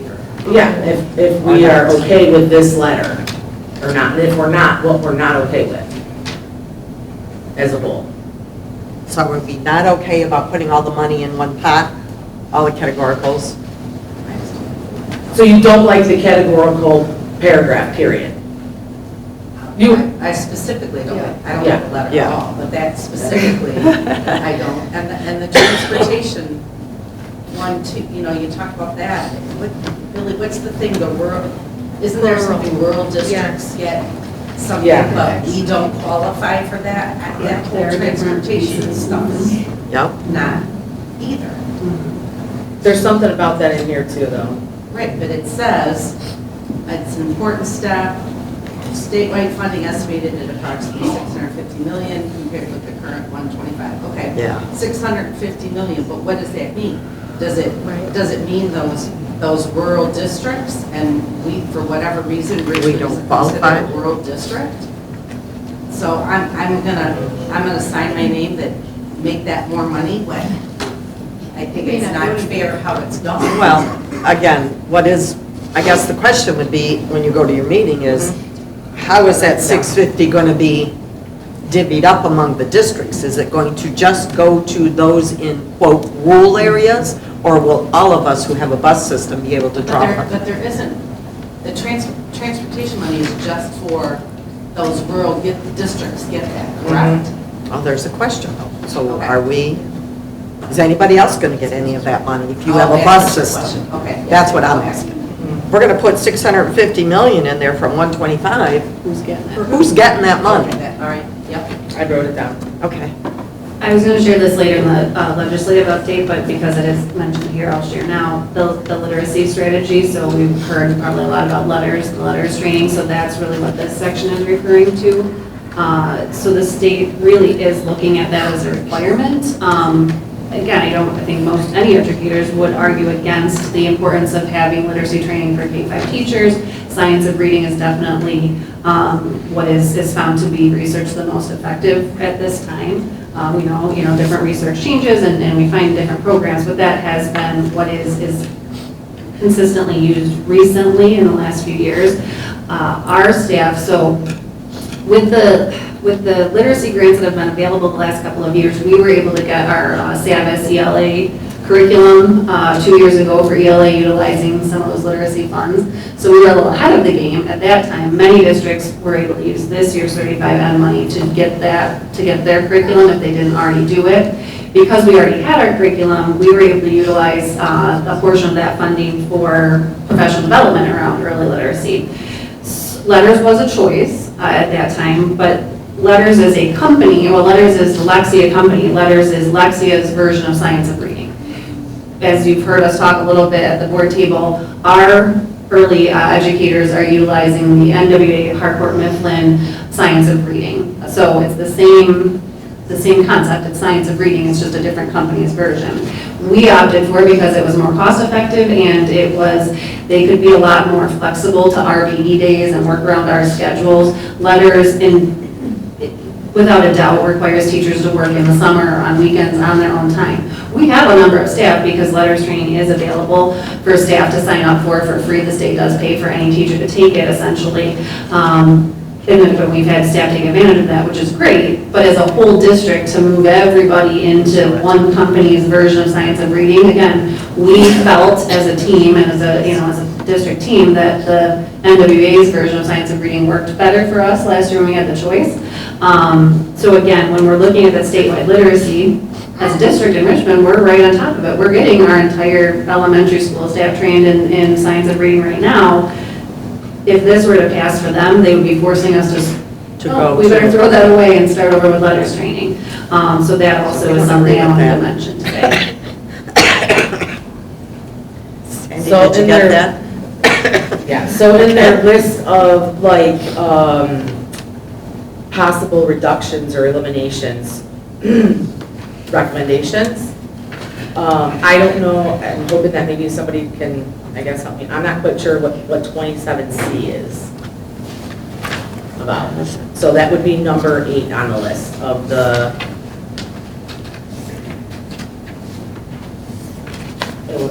Oh, I see, Yeah. under the categoricals. yeah. So 27, I know, it says something about student teacher stipends, so I don't know. oh if that's yeah, 50 million. Are they paying student teachers now? Yes, there was money set aside for student teachers to receive funding while student teaching, so that would be a post-secondary budget item that Not ours. Yeah, so that's, okay, gotcha. And then they also are looking at, suggesting eliminating the vision, hearing, and dental testing. They're also looking at eliminating then the school lunch. Yeah, which we've been getting. So Are we in agreement with that or no, or? I don't like, these are the ones I don't like, that's why I'm bringing them up.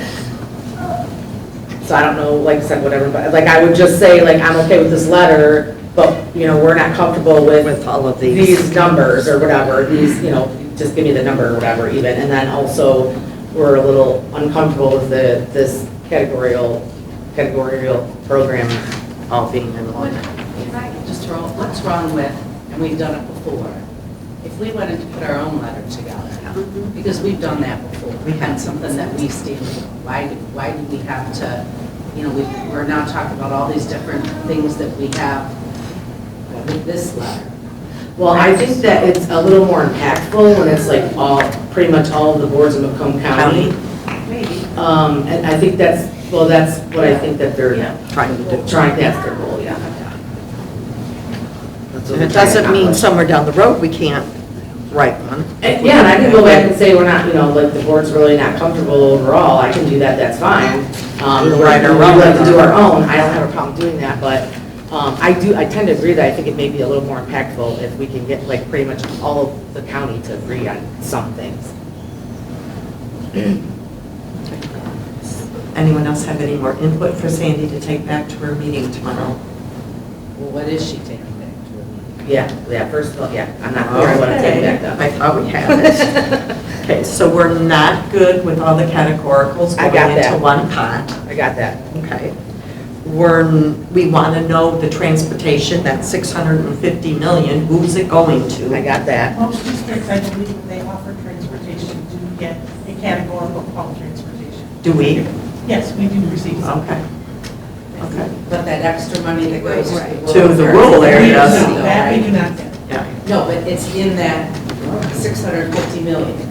I'm not sure, it's based, what we get is based on the transportation report and the Okay. actual costs that we have each year in our program. So I guess that would be the question, Yeah. right? But it's a good And question they include because the rural- Yeah. when you look at the number she was talking about their elimination was, number 3 talks about, I can't say that word, rural, and isolated districts and transportation costs. So it's talking about eliminating. Number Yes. 3 on that itemized list. Yeah, you're right. Talks about eliminating that idea of funding for that. So I don't know. Yeah, so I take it 618. like, yeah, so I take it like, you're right, that it would just be, not necessarily just a rural. Yeah, there's goals to eliminate. So what is that? What are they going to do with that? Okay, I have that, I do have that question Okay. down. And what is considered rural? Because when I went 2 years ago. Not us. Yes, they Not said us. that we weren't, and I think they were trying to manipulate that also. Okay. Because I think we were like, I was sitting next to somebody from Armada and we kind of both talked about the same thing. And they were gonna try to push for that, because I don't think they're considered rural either. Sandy, do you want to, under the categoricals, do you want to, the ones that you, I know, expressed, number 8, number 12, number 13, are we in, are we? Yeah, but I mean, okay? I'll go with the consensus of the board. So Are we I mean, okay with just that? my- Anybody comments? Are we good? If Sandy goes back with that? With the things we just discussed? Yeah. And that she's not signing her name to it? Yeah. Okay. Anything else that I missed for Sandy? So I'm going to tell them that we would be in support if they changed those things.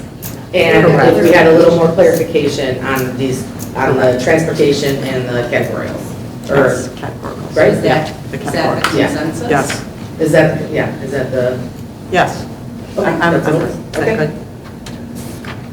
Okay. Okay, next item on our agenda is going to be items of interest from the board. I got my popsicle sticks here, folks. Okay, Danielle, you're first. We're doing items of interest first? or Remember, is we it- moved it up. No. No, Did we moved up move it for after the- public comments? I'm not, we didn't care about this. I'm sorry. Yeah, no, that's right. Didn't we just move it up? We said to make Yes. items of interest number 8? Yes. Correct. That's what Okay. I have down. All right. So, yes, items of interest. So Danielle, do you have anything? No, I'm good. Margaret? No, I'm good. Sarah? Yeah, sure, I'll say something. Okay. So, people here tonight, obviously. There's been a lot on social media since our last board meeting. And I know I pretty much said everything that I wanted to say at the last board meeting about how I felt about Sandy's comment. I think my feelings have not changed. I think it's sad that we have so many good things going on in the district right now. We have a bond that we're trying to get passed. We have a superintendent search that's going on. And those are some pretty exciting things. And I wish we had a group this big here to celebrate those things. It is sad to me that we have taken such heat on social media for a comment that one board member made, another board member supported. And I just hope that the community knows, as we're doing these exciting things, that one comment and that support of that comment does not define this board. It does not define the feelings of this board as a whole. One of the tough things about being on the board is that we have 7 people from completely different backgrounds with completely different opinions, and we don't have to agree with all of the people on board. We just have to sit here and work with those people. So hopefully the community understands that it's not reflective of everybody on this board. I I'm not going to say anything about Sandy's comment, because she's entitled to her opinion, and that's her right to make the comment. My feelings about it are irrelevant. I think I made my feelings very clear about it at the last meeting. And just while everybody's here, I encourage you all to, when you're leaving, walk out, look at the bathroom up front, take a step in, because you'll see why we need the bond passed. It's not great. It's right out there if you go right at the end of the hall. Just take the time and walk in, because we really do still need that bond passed. And I really hope that the, in my opinion, short-sighted comment of one board member doesn't impact the community's ability to get the needs met for the students. Because that's really what this is about. And if Ray were here, I know he would support that. I don't know Ray very well, but I do think he would support that. It's about the students, it's about meeting their needs, and that's where our focus should be. And I'm hoping that the superintendent that we have coming in, whoever it might be, is going to jump in and help us and support us with that. These are the things we should be celebrating in Richmond right now. So hopefully, after tonight, everybody can move forward in the best interest of the students and the district and the community, and come together like I know Richmond can. All set? Sandy, you're next.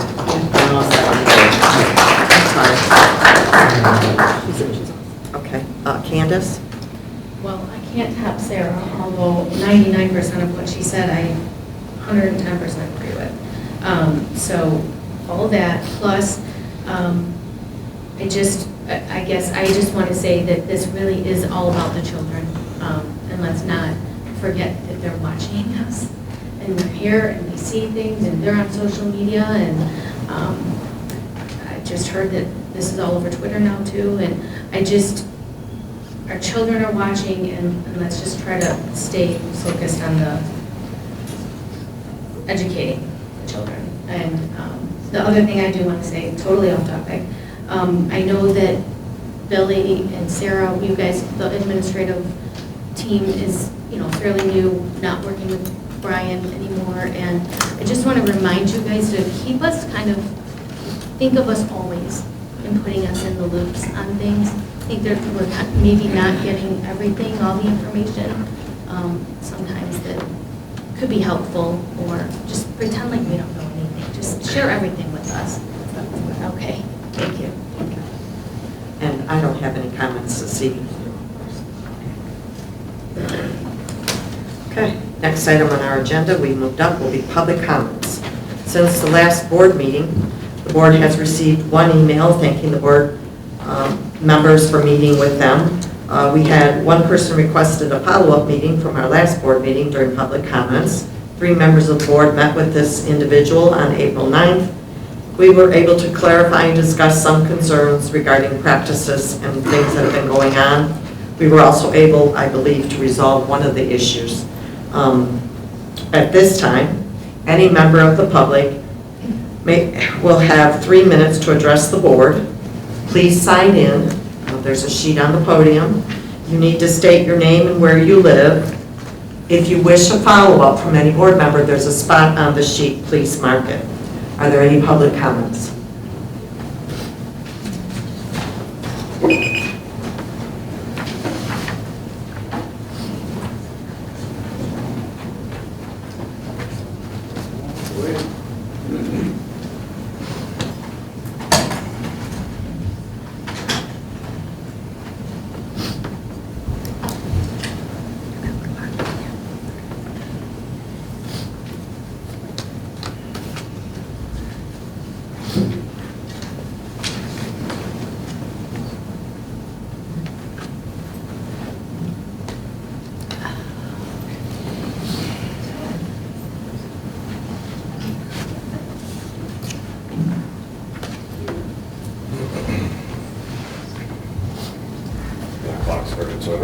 We got ours right here, big one, big numbers. We'll put it here, we'll get it going for you.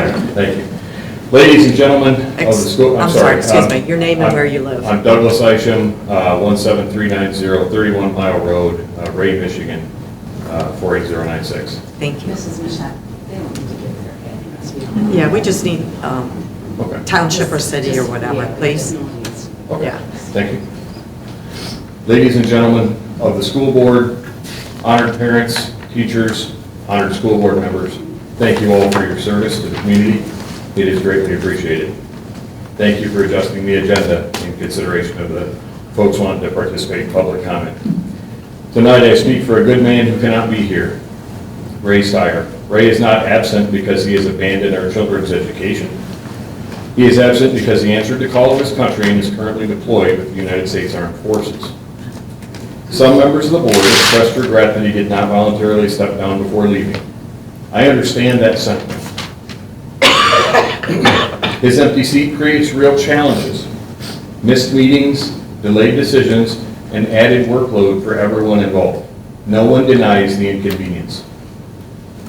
But suggesting Ray should have resigned before deployment is no different than a small business that hires and trains a new employee only to be required by law to rehire the service member upon his return. That pain is real for the small business owner. Yet we accept it as the price of military service. Ray's absence is not unique to this board. It is the exact same struggle faced every day by military families who say tearful goodbyes, by spouses who check the news with a lump in their throat, wondering if their loved one is safe. It is the same burden shouldered by that small business owner trying to keep their doors open. It's the same strain felt by teachers suddenly short-staffed, by fire departments running undermanned, and by police units answering calls with fewer officers. All because a National Guard or Reserve member deployed. Imagine the child who cries at bedtime because dad or mom isn't there to read a story. The empty chair at the dinner table. These quiet sacrifices at home mirror the empty seat at this board table. Ray Steyer did not stop caring about our schools the day he put boots on the ground overseas. He simply added the weight of another form of service to his lifelong commitment. I'd also like to have us all refer to the non-discrimination statement at the bottom of the agenda and commit ourselves to a silent thought experiment. Think about Ray as the only man and the only military service member. Both of those categories were on the non-discrimination statement. I wonder if a different board of a different composition that was all similar and had one outlier was singled out recommending that they eliminate themselves from the board, how that would be taken by the rest. True community means standing together through every sacrifice. The ones made at home and the dangerous ones made abroad. Ray is living through that right now. Let's try to live it with him. Thank you.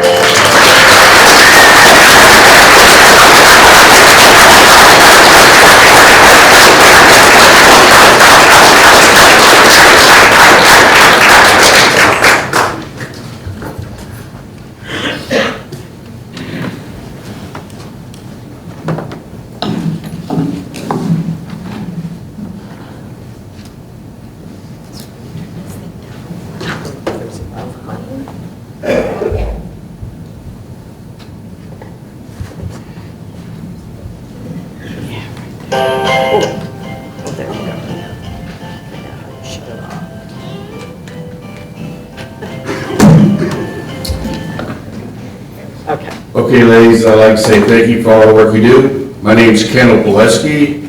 My nickname's Bulldog. Don't worry, I had my shots 50 years ago when I was deployed. We have a term in the military, I got your six.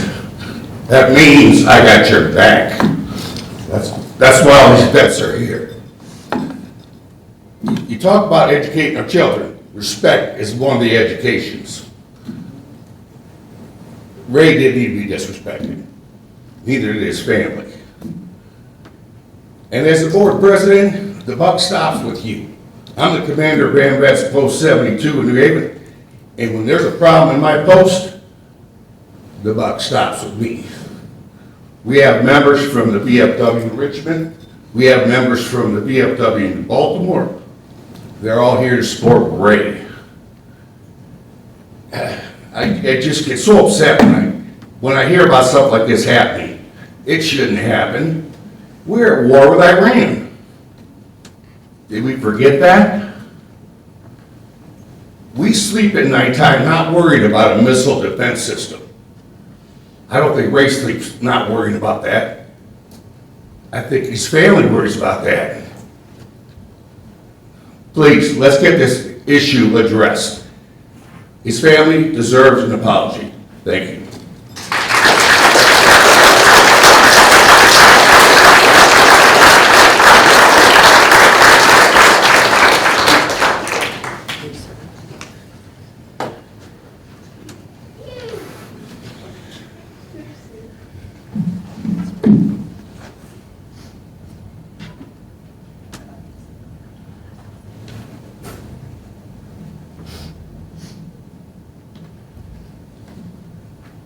Good evening. Thank you for your time today.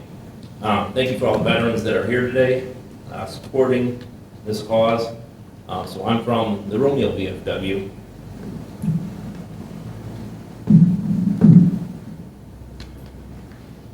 A deployed service member elected by this community is now being criticized for serving his country. Somehow we're saying that might be a disservice. That's very wrong. When someone puts on the uniform, they don't stop being a parent, a community member, or an elected official. They just take on greater responsibility. Just like we're asking all of you to take on greater responsibility. Here's one that gets overlooked, is the family of that service member. While that service member is deployed, their family's holding everything together. They're raising children alone, managing the home, and as Doug stated, the emotional weight of uncertainty. It's not easy. It's sacrifice too. And instead of support, this is what we're doing. It's unfair, it's unjust. And I understand what you do on this board is critical. Decisions are made. You're looking at kids' education. You want the best for them, and so do we. There's a lot of pressure, and I know you all take your responsibility very seriously. Leadership is about perspective.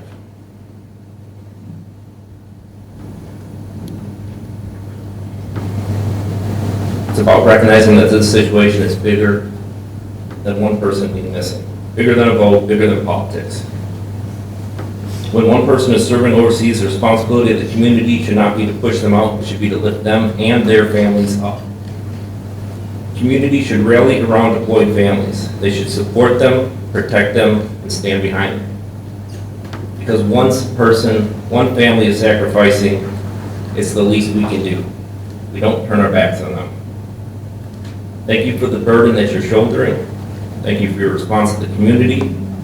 I ask that you stand with those that are deployed. Thank you.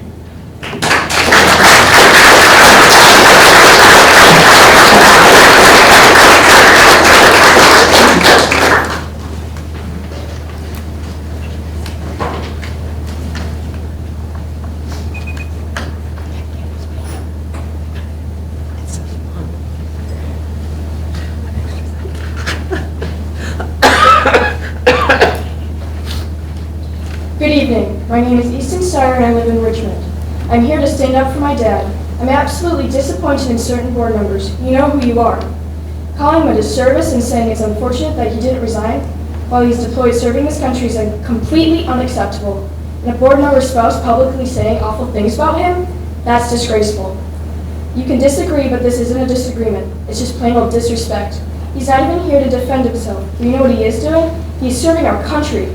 If it wasn't for him and people like him, you all wouldn't even be able to sit here and run your mouth the way you do. And you chose to attack him anyway. Do better.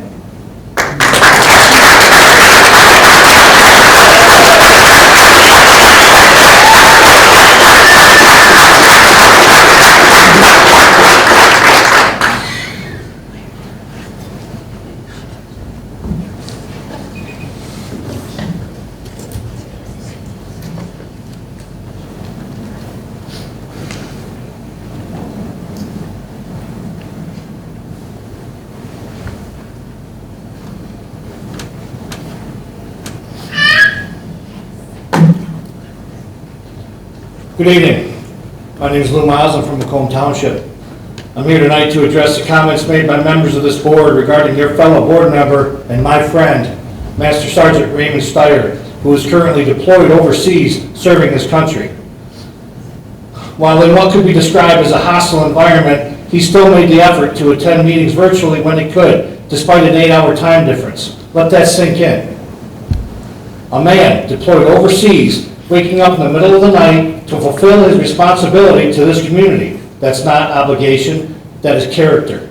And yet, some of you had the audacity to suggest he should have resigned, and that by not doing so, he is a disservice to this board and this community. No, what the disservice is what was said in this room. Because what you revealed wasn't concern for the district, it was a complete lack of respect for sacrifice. You're speaking about a man who has chosen a life of service, not when it's easy, not when it's convenient, but when it's hard and when it matters most. He misses time with his family. He puts his safety on the line. He shows up even when it costs him something. And while he's doing that, you're here questioning his commitment? That's not leadership, that's small. The freedoms you exercise in this room, your ability to speak freely, to sit on this board, to hold authority, exist because men and women like him were willing to stand in places most of you will never see and face things most of you will never understand. They didn't do it for recognition, they didn't do it for applause. They did it so that even the people who would criticize them could do so freely. And that's exactly what's happening here. The very Constitution that protects your right to speak is the same one he is actively defending. So when you question him, you don't just insult one man. You insult the uniform, you insult the sacrifice, and you insult every military family that carries that burden back home. You don't get to sit here in safety and benefit from that sacrifice and then turn around and diminish it because it's inconvenient for your board attendance expectations. That's hypocrisy, plain and simple. And here's what you really need to hear. If a man willing to serve his country at that level is, in your view, not fulfilling his duty to this board, then you have completely lost sight of what duty even means. Because duty isn't showing up when it's easy. Duty is showing up when it costs you something. He has proven his. You have not. At the end of the day, he is exactly where he should be, serving with honor. The real question is, why are you not?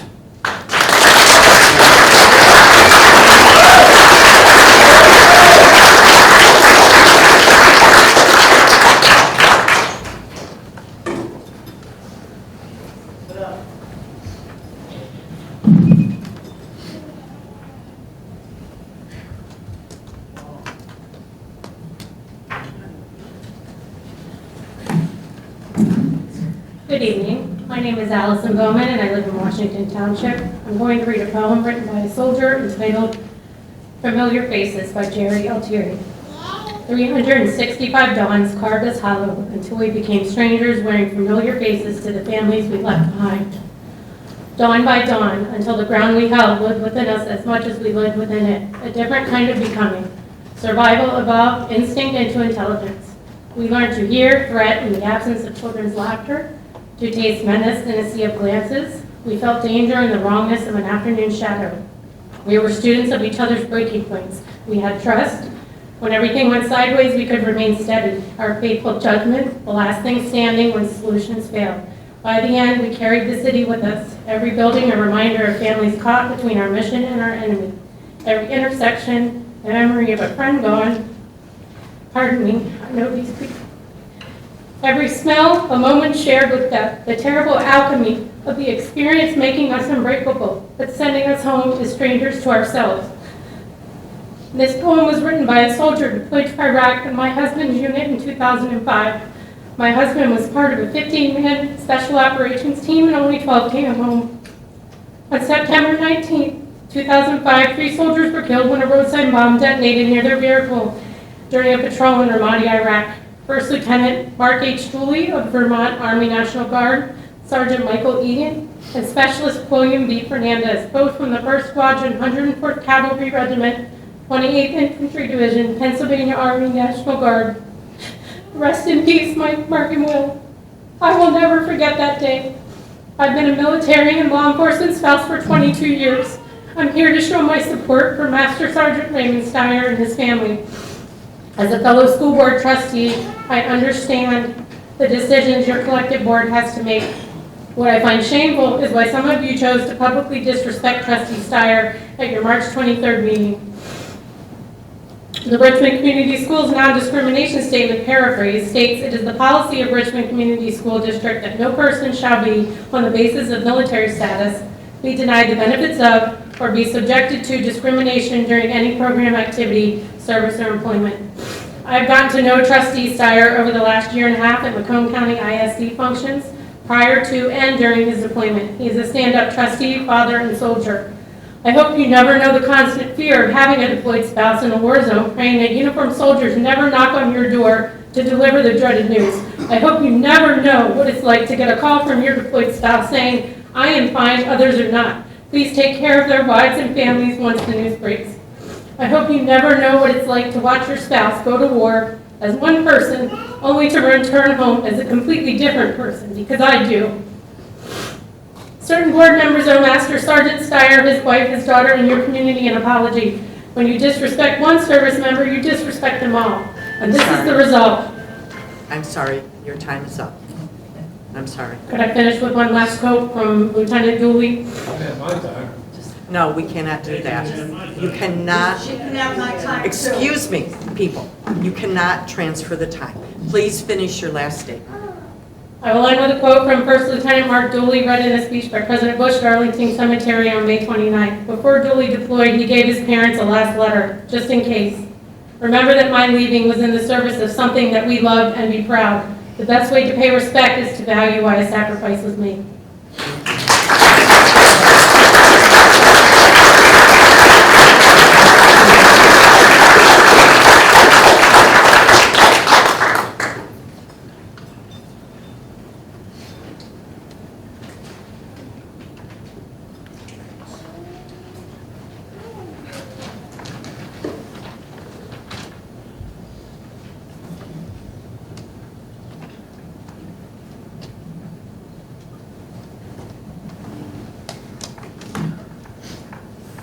My name is Beth, as most of you already know. I'm here tonight to speak on Ray's current deployment. It's come to my attention that on March 23rd, at a regular scheduled board meeting, First Sergeant Raymond Steyer was mentioned from board member Sandra Fortuna. The disrespect and disregard from the board member Fortuna and Mrs. Telto regarding an active duty military member and an active board member was uncalled for and unnecessary. There was not one reason to even state your opinion of a legally elected board member who at this time cannot rebut. Board member Fortuna and Telto specifically stated, and I quote, "I appreciate your service, but he's doing a complete disservice to this community and district by not resigning before he left." This conversation was allowed to continue, all while Deb sat there and said nothing. When a service member is deployed, they're under immense pressure, often managing life or death situations. They rely on stability at home. Board member Steyer was part of this board, multiple meetings when he was first deployed, until it was deemed unsafe. Yet you guys are all sitting here safe. You're welcome. I'm calling to this board to formally apologize to Raymond Steyer and his family and his daughter. Review your information on how you're regarding effectively communicating to each other, and ensure that all members of this board are treated with respect, especially our troops. We send our men and women over there to defend our freedom, the very freedom that you enjoy as you sit at this table. The least that you can do is not attack them while they are gone. Thank you.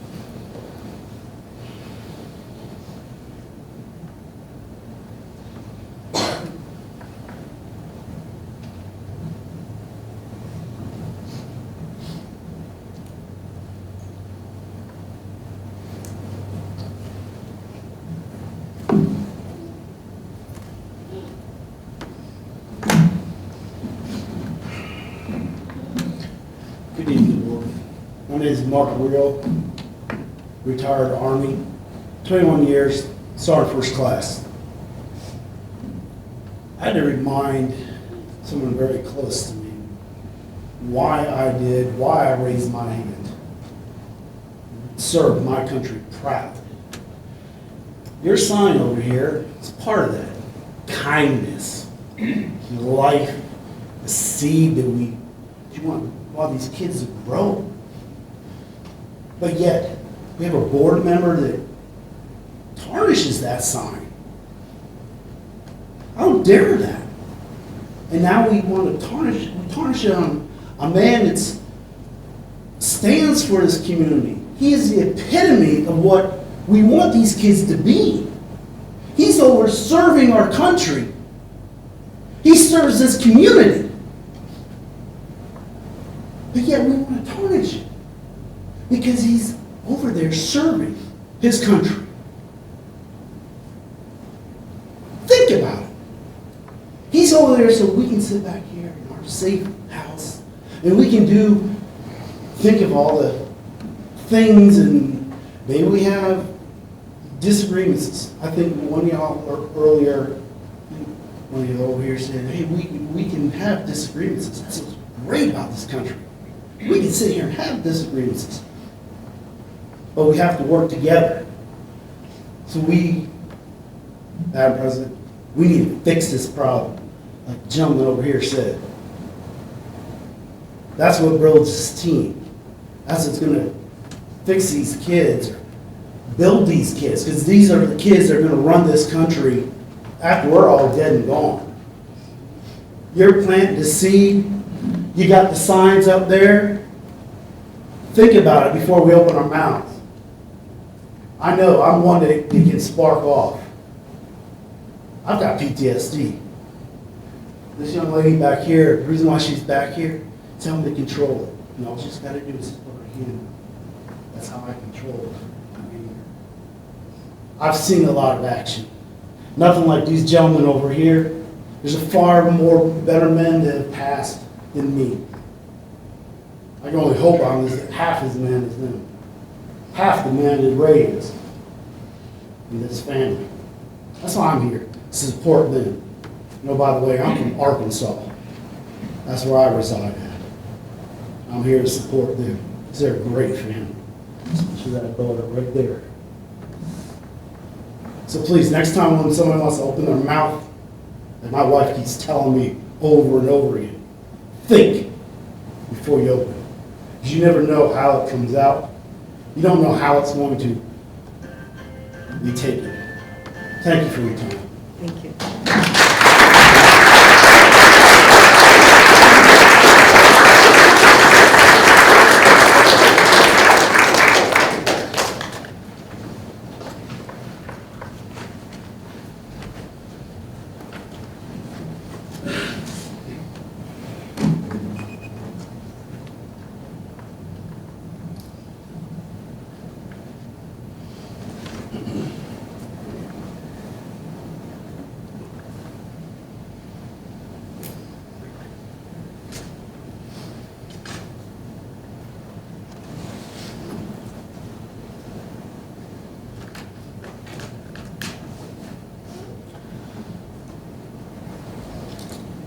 Good afternoon, my name is Riley.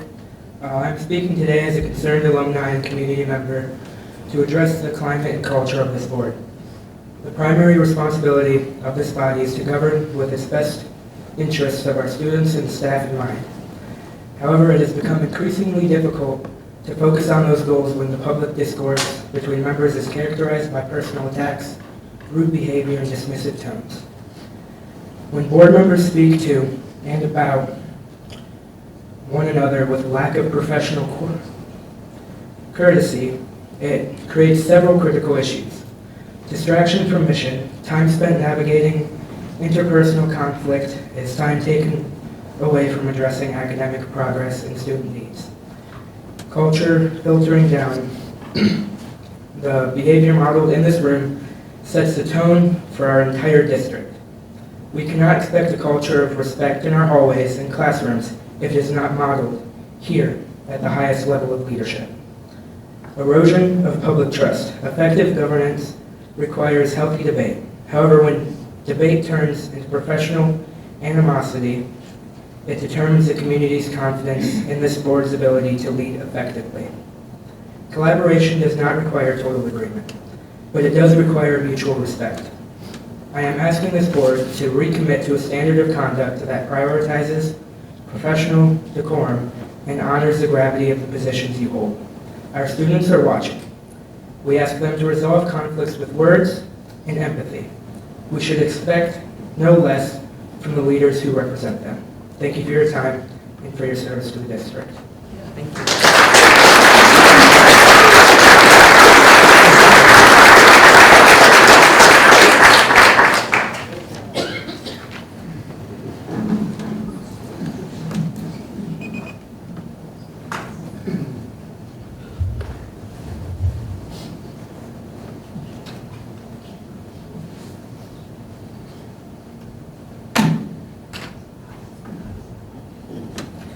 Imagine being on the front lines in the Middle Eastern desert. I'm sorry, we didn't know your name and where you're Leanne. from. I'm sorry, Leanne, where are you from? Macomb. Thank you. Don't take that from my time, I reclaim it. We'll Imagine resend it. being on the front lines in the Middle Eastern desert in 125-degree heat, clad in bulky protective gear, wearing a heavy Kevlar helmet and bulletproof vest, a rucksack weighing over 100 pounds on your back, while bombs and gunfire explode all around you. Surviving on food most people wouldn't feed their dog. Sleeping in a tent with no air conditioning or amenities, and the constant threat of imminent death. You had to deploy just days after your daughter's birth, knowing you'd miss all her first-year milestones and every family moment for the next 13 months. The height of your day is that video call with your family, even though it's late at night after grueling missions. That call might be the last one you ever make to them.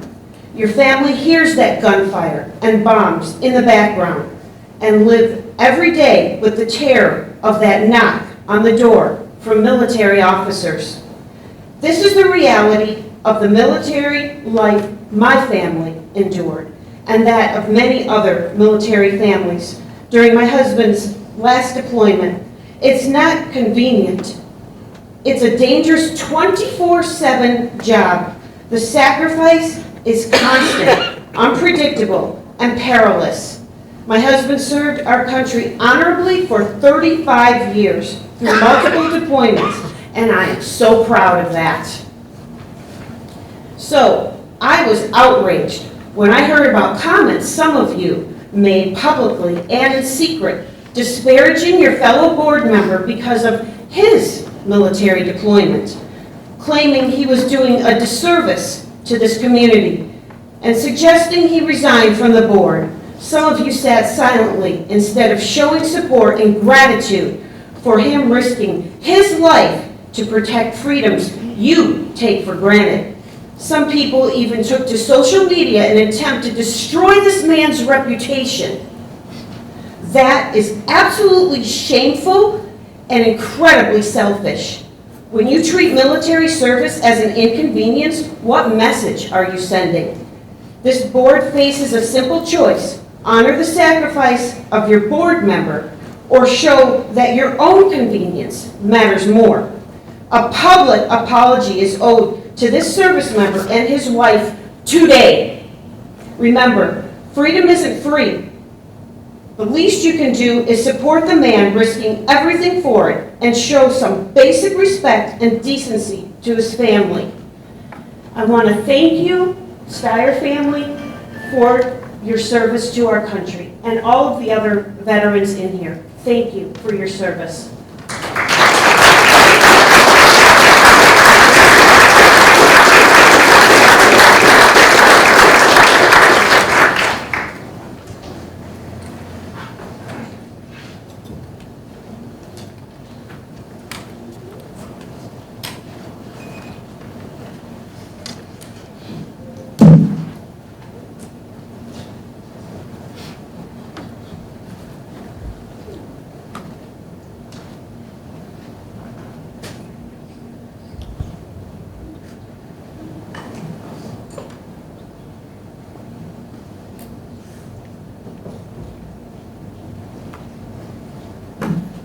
My name is John Guzman.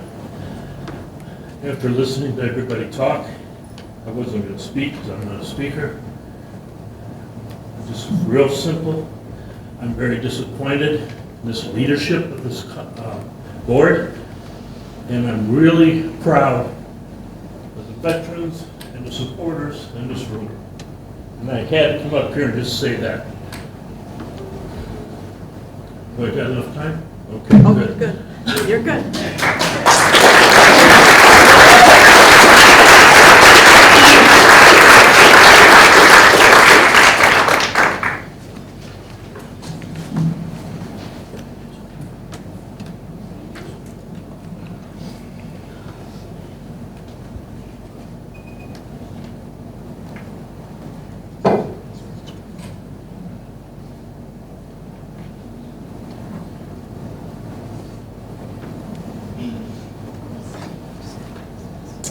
My name is Mike Gutierrez. I'm from Columbus Township.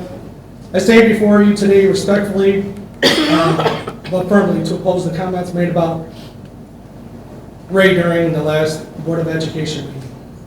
I ask you plainly, has anyone on this panel ever answered the call to serve the armed forces?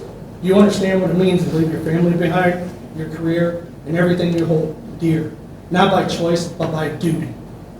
To serve something greater than yourself.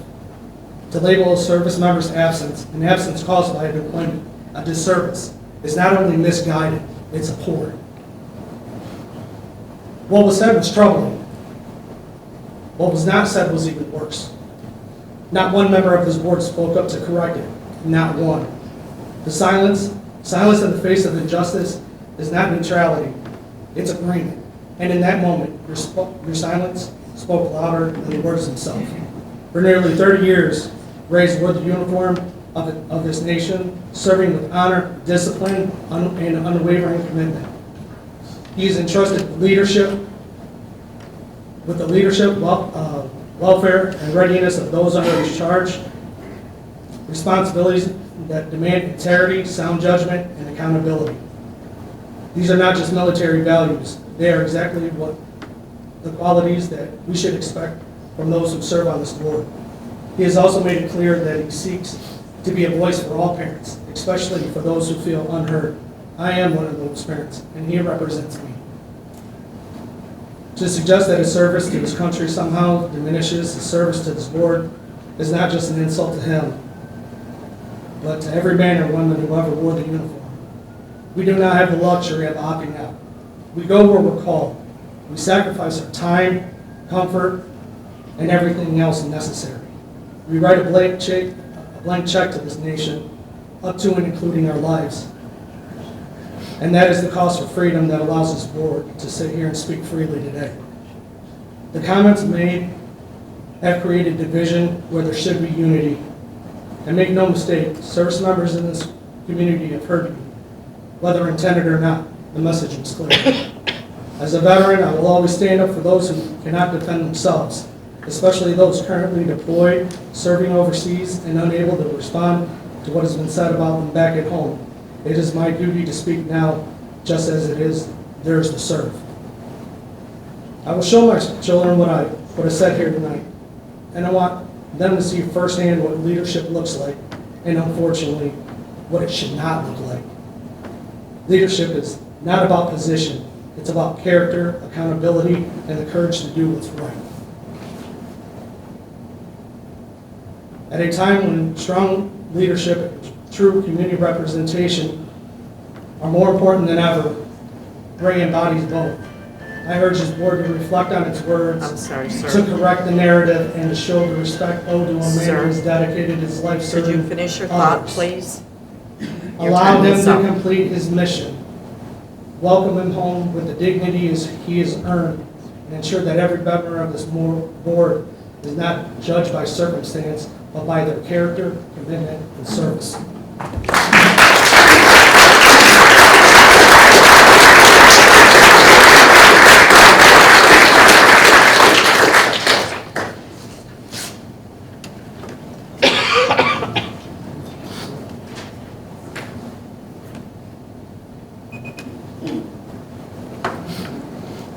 Yeah,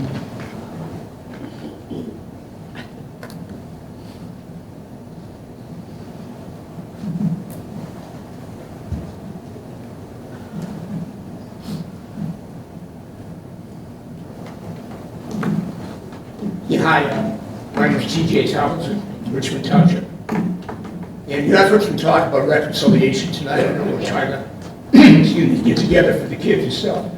But I'm going to bring up one thing I think that we did not discuss, and that's the motivation behind trying to attack the grade. And I kind of get the feeling from being in the area that he probably had a viewpoint different from a lot of the folks on the board here. And I just hoping that that wasn't part of what was going on here. That it wasn't politically motivated to try to get him out of the way. That's all I got to say.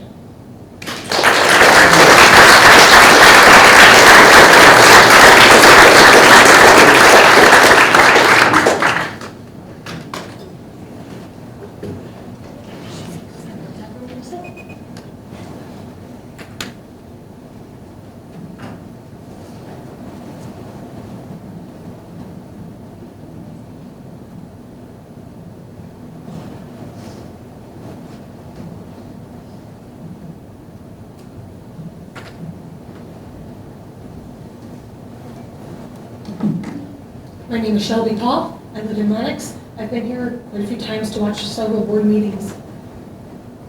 As you said, we have to think about our children 100%. But this entire meeting now has been made about what was said about Ray. Ray is an upstanding guy. Many men and women and a very brave young lady has spoke to him. You know what? Everyone over the age of 18 is here a voter for your bond. We want Richmond to be everything that Richmond can be, okay? We have many of names here who have been here for generations and generations.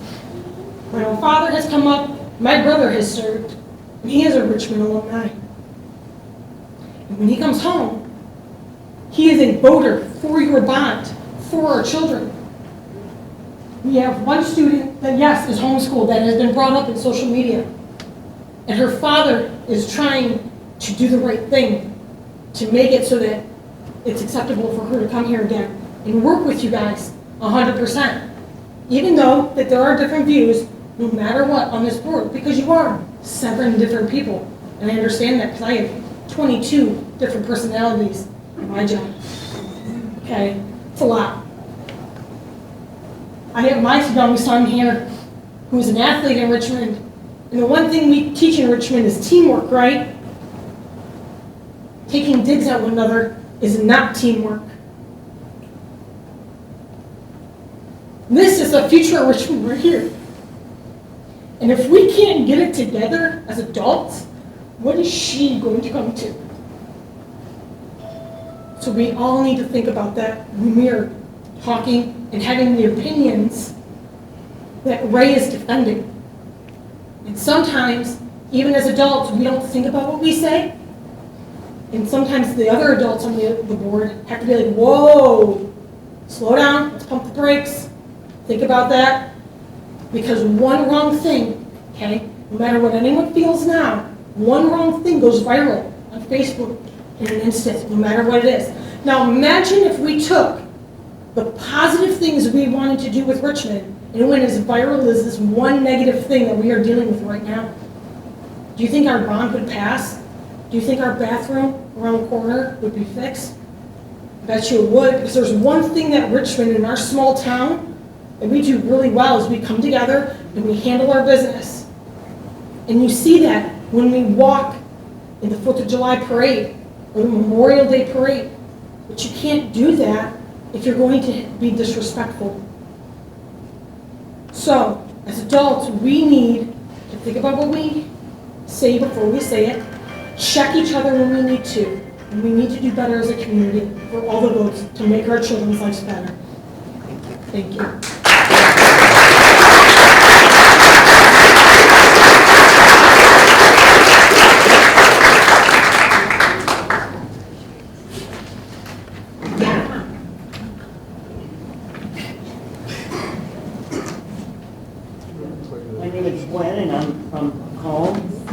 going to say today is, please do the right thing.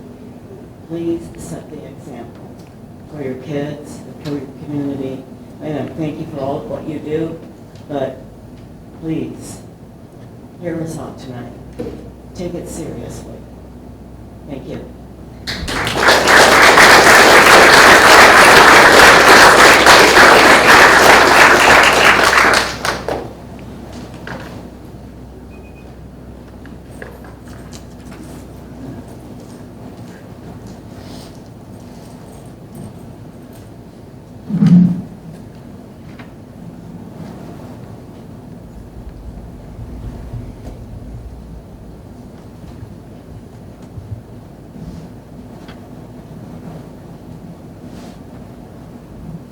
Good evening. I'm Danielle Fortuna. I am Sandra's sister-in-law. I've known her for 33 years. I think I can speak of her character. I'm here today to speak in support of my sister-in-law and to provide important context around her recent comments. First and foremost, I want to be very clear about something. She has the utmost respect for military services. Like many of us, she recognizes the sacrifice, commitment, and courage it takes to serve one's country. Her acknowledgement of that service was genuine, and it was intended to honor, not diminish, the contributions of a fellow board member who has served. However, her statement also raised a separate and equally important issue, one rooted not in personal criticism, but a responsibility to this community. Serving on a board is not just a title, it is a commitment. It requires present participation and accountability to the people who rely on that leadership. When a member is absent for an extended period, regardless of the reason, it can create gaps in representation, delay decisions, and ultimately impact the effectiveness of the board. Her point was not that military service is anything less than honorable. Her point was that when someone knows they will be unable to fulfill their duties for a significant period of time, there is a responsibility to consider stepping aside temporarily or permanently so that the community continues to be fully served. This is not about blame, it's about balance. We can and should hold two truths at once. We can deeply respect and honor military service, and we can expect consistent active participation from those entrusted with leadership roles in our community. Raising that concern does not make someone insensitive, it makes them accountable to the people they serve. My sister-in-law spoke from a place of responsibility, not disrespect. Her intention was to advocate for the community and the integrity of the board while still acknowledging the value of service. I ask that her words be viewed in that full context, not as criticism of an individual service, but as a call to ensure that this board continues to function effectively for everyone it represents. On top of that, I'd like to add that I watch her consistently for this past year go above and beyond for these children in this school district, regardless of whether her values conflict with someone else's. She is a great board member, she's a great person, and I think that it's ridiculous that it's been twisted into this. She's doing what her duty for this board. That's all she's doing. And everybody wants to turn it around, that she doesn't like military people. I don't think you guys understand what she's been through this past few weeks. It's just not acceptable. She's standing up for what she's supposed to do for this board. You're serious right now? Yep. That's why I'm sorry. We need to. I just want to know where your brother is. He had a lot to talk about online. Where's he? Excuse me, sir. Excuse me.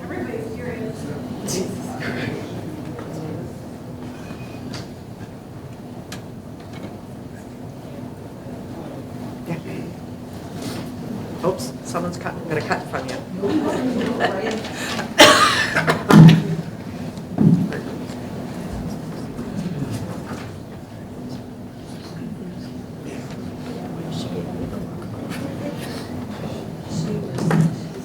Hi, my name is Lindsay Blount, and I have 2 kids in the school district. So Honestly, I'm here because I am disappointed in the comments that were made in the last meeting.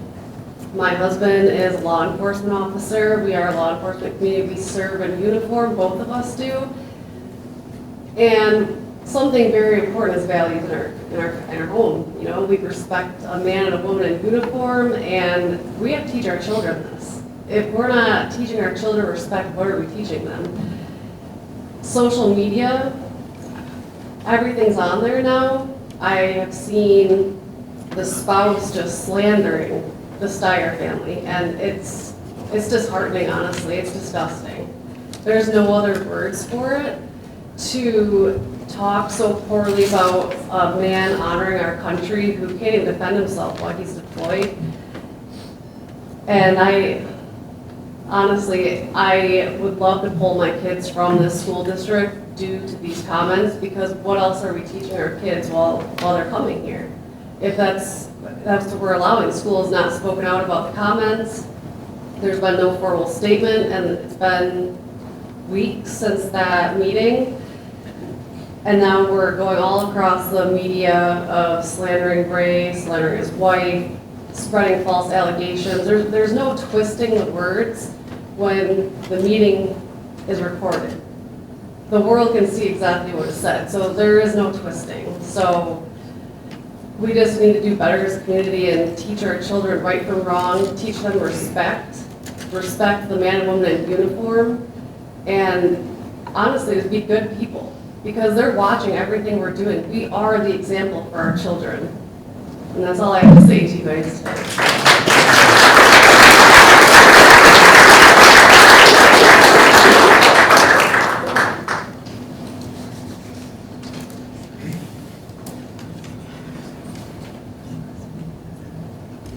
My name's Adam Rush, I live in Richmond. That lady that spoke a minute ago, her sister-in-law, if that's truly what Mrs. Fortuna meant, or why in the hell during the comment section for you guys, letter of interest, did she not speak? That was your out. All you want is an apology. It's very simple. Everybody makes mistakes. Fix it.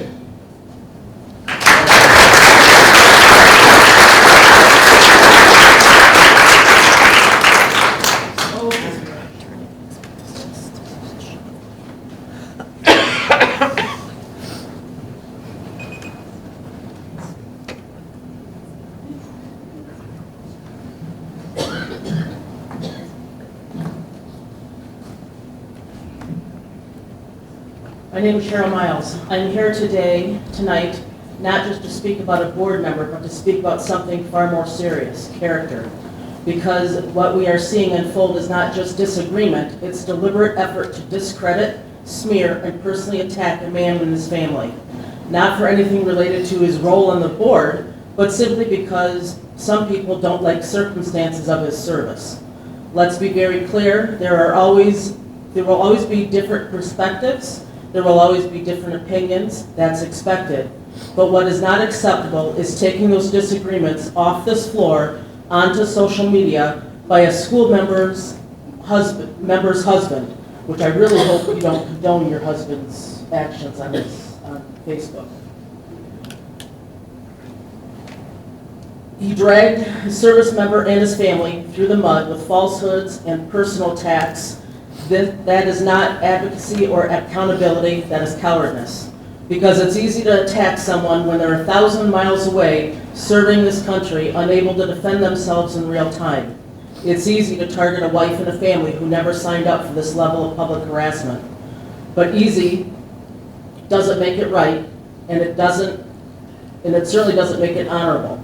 Let's not forget, this community knew exactly who they were voting for. They chose a man in the United States military. They chose someone who serves something greater than himself, and they chose him anyway because they understood that kind of service matters.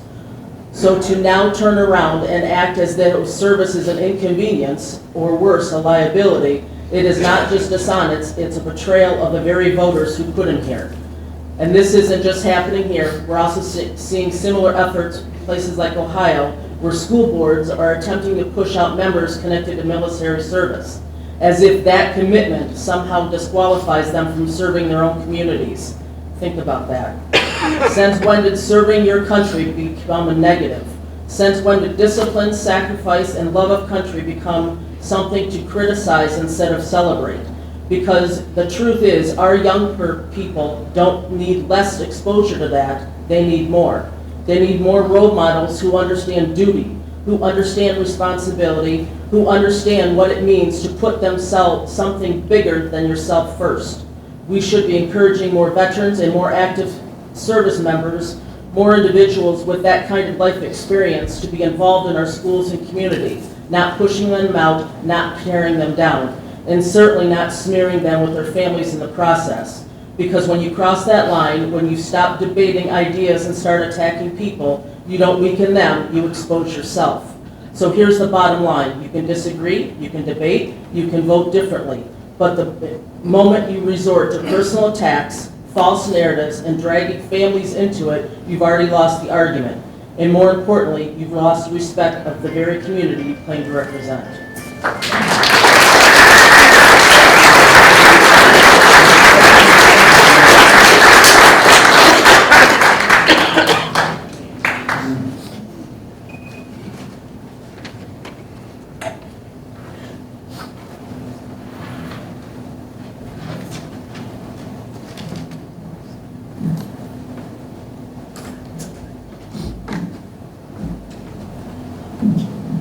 Steyer, you know that.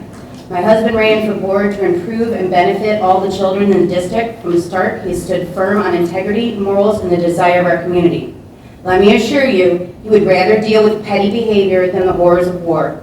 He would rather stress about a superintendent vote than worry about whether he will return home alive. When he left, Brian was still in position, and no one is anticipating his sudden departure weeks later. My husband went above and beyond to try to attend meetings, despite not being obligated to. Yet you dare call him a disservice and shame him for not resigning before he left. If 6 people cannot come together and work on voting, that sounds like a problem with those 6 individuals. The true service lies with the 3 who disrespected or failed to defend him. I applaud the other 3 that did defend him. I was told that that was just my opinion. I think you can read the room, sorry. When my husband joined the board, one of you warned him that I needed to develop thicker skin. Well, here's your warning. When it comes to my family, my husband, service, integrity, and honor, I have thick skin and I've also got brass balls. I just wear them on my chest. Just know you feel my determination to fight harder.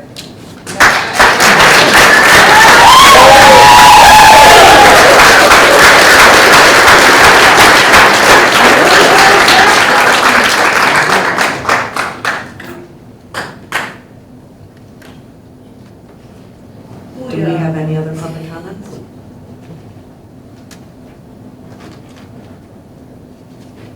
Okay. I'm sorry. Board comments? Can we go No. back to that one? No, sorry. Too bad. If there are no other public comments, we are closing our public comment session and moving on to our next item on our agenda.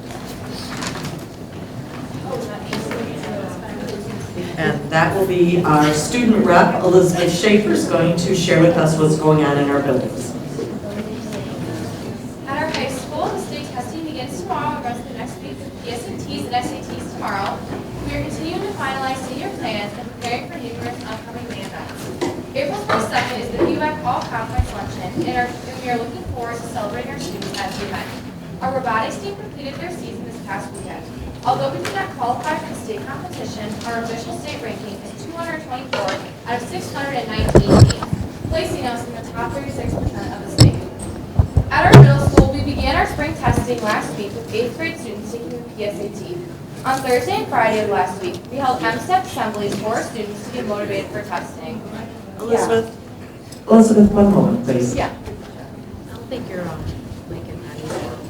We're not being able to hear, so I'm going to ask our public if you are going to leave, if you could leave quietly so we can finish our meeting.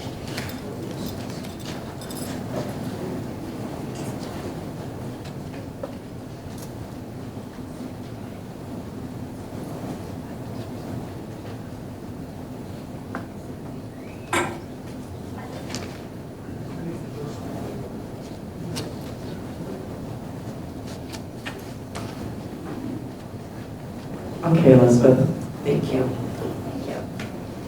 So we began spring testing at the middle school last week with 8th grade students taking the PSAT. On Thursday and Friday of last week, they held MSTEP assemblies for our students to get motivated for testing. MSTEP begins this week for 4th and 5th graders, and NWEA begins for 6th through 8th grades. On Friday of last week, we held our 4th and 5th grade mini concerts. Our students did an amazing job. On Wednesday, April 22nd, RMS will host LEGO robotics competition beginning at 5 o'clock. On Thursday, April 24th, RMS will host our first track meet. At the Lee School, our preschoolers will be hosting a Donuts with Grown-Ups events this week, Wednesday. Students are excited to welcome their special guests, parents, grandparents, and loved ones into their classrooms to share a sweet treat and spend meaningful time together. This is a great opportunity for our students to proudly show their grown-ups around their learning environment and show that some of their daily routines and activities. It will be an exciting day for our students and an opportunity for families to connect with one another. For athletics, track opened their season with a big win in Armada. Frankie Collins won the Top Gun Award for the event. Baseball and softball opened league play last week. Baseball swept Algonac at home and added wins over Lakeville and Port Huron to round the week. Softball swept Cass City on Saturday. Both face Armada tomorrow. Baseball will be home, softball is on the road. Track opens their season at Algonac tomorrow for their first league match. Tennis kicked off their season last week at Yale and traveled to L'Anse Creuse today. And then finally, girls soccer scored a road win over Imlay City last Wednesday and travels to Croslex today. They have home games Wednesday and Friday, both at 5 o'clock against Alma and Lakeville, respectively. Any questions for Elizabeth? Okay, next item on our agenda is our superintendent search update. On Wednesday, April 8th, the board held a special meeting regarding our open superintendent position. We went into closed session to review all of the applicants' documentation that was received. When we came out of closed session, we discussed and chose 5 candidates to interview. We also discussed interview categories, discussed questions in each of the following categories: open questions, district relations, political awareness, leadership attributes, instruction and curriculum, finance, and staff personnel. The following candidates we will be interviewing: Mike Domagowski from East China School District, Amy Nelson from K-PAC Community Schools, Todd Distilbreth from Chippewa Valley Schools, Pasquale Casmano from Rochester Community Schools, and Ashley McCann Markham from Lakefield Community Schools. Interviews are scheduled for Tuesday, April 28th through Thursday, April 30th. You can find the dates and times on the district website under the Superintendent Search tab. It has also been put out to the staff and on our Richmond Facebook page. All are welcome at these interviews, and there will be public comment session after each day after the interviews. That's all I have to report. Next item on our agenda is our bond update. Are you doing it or?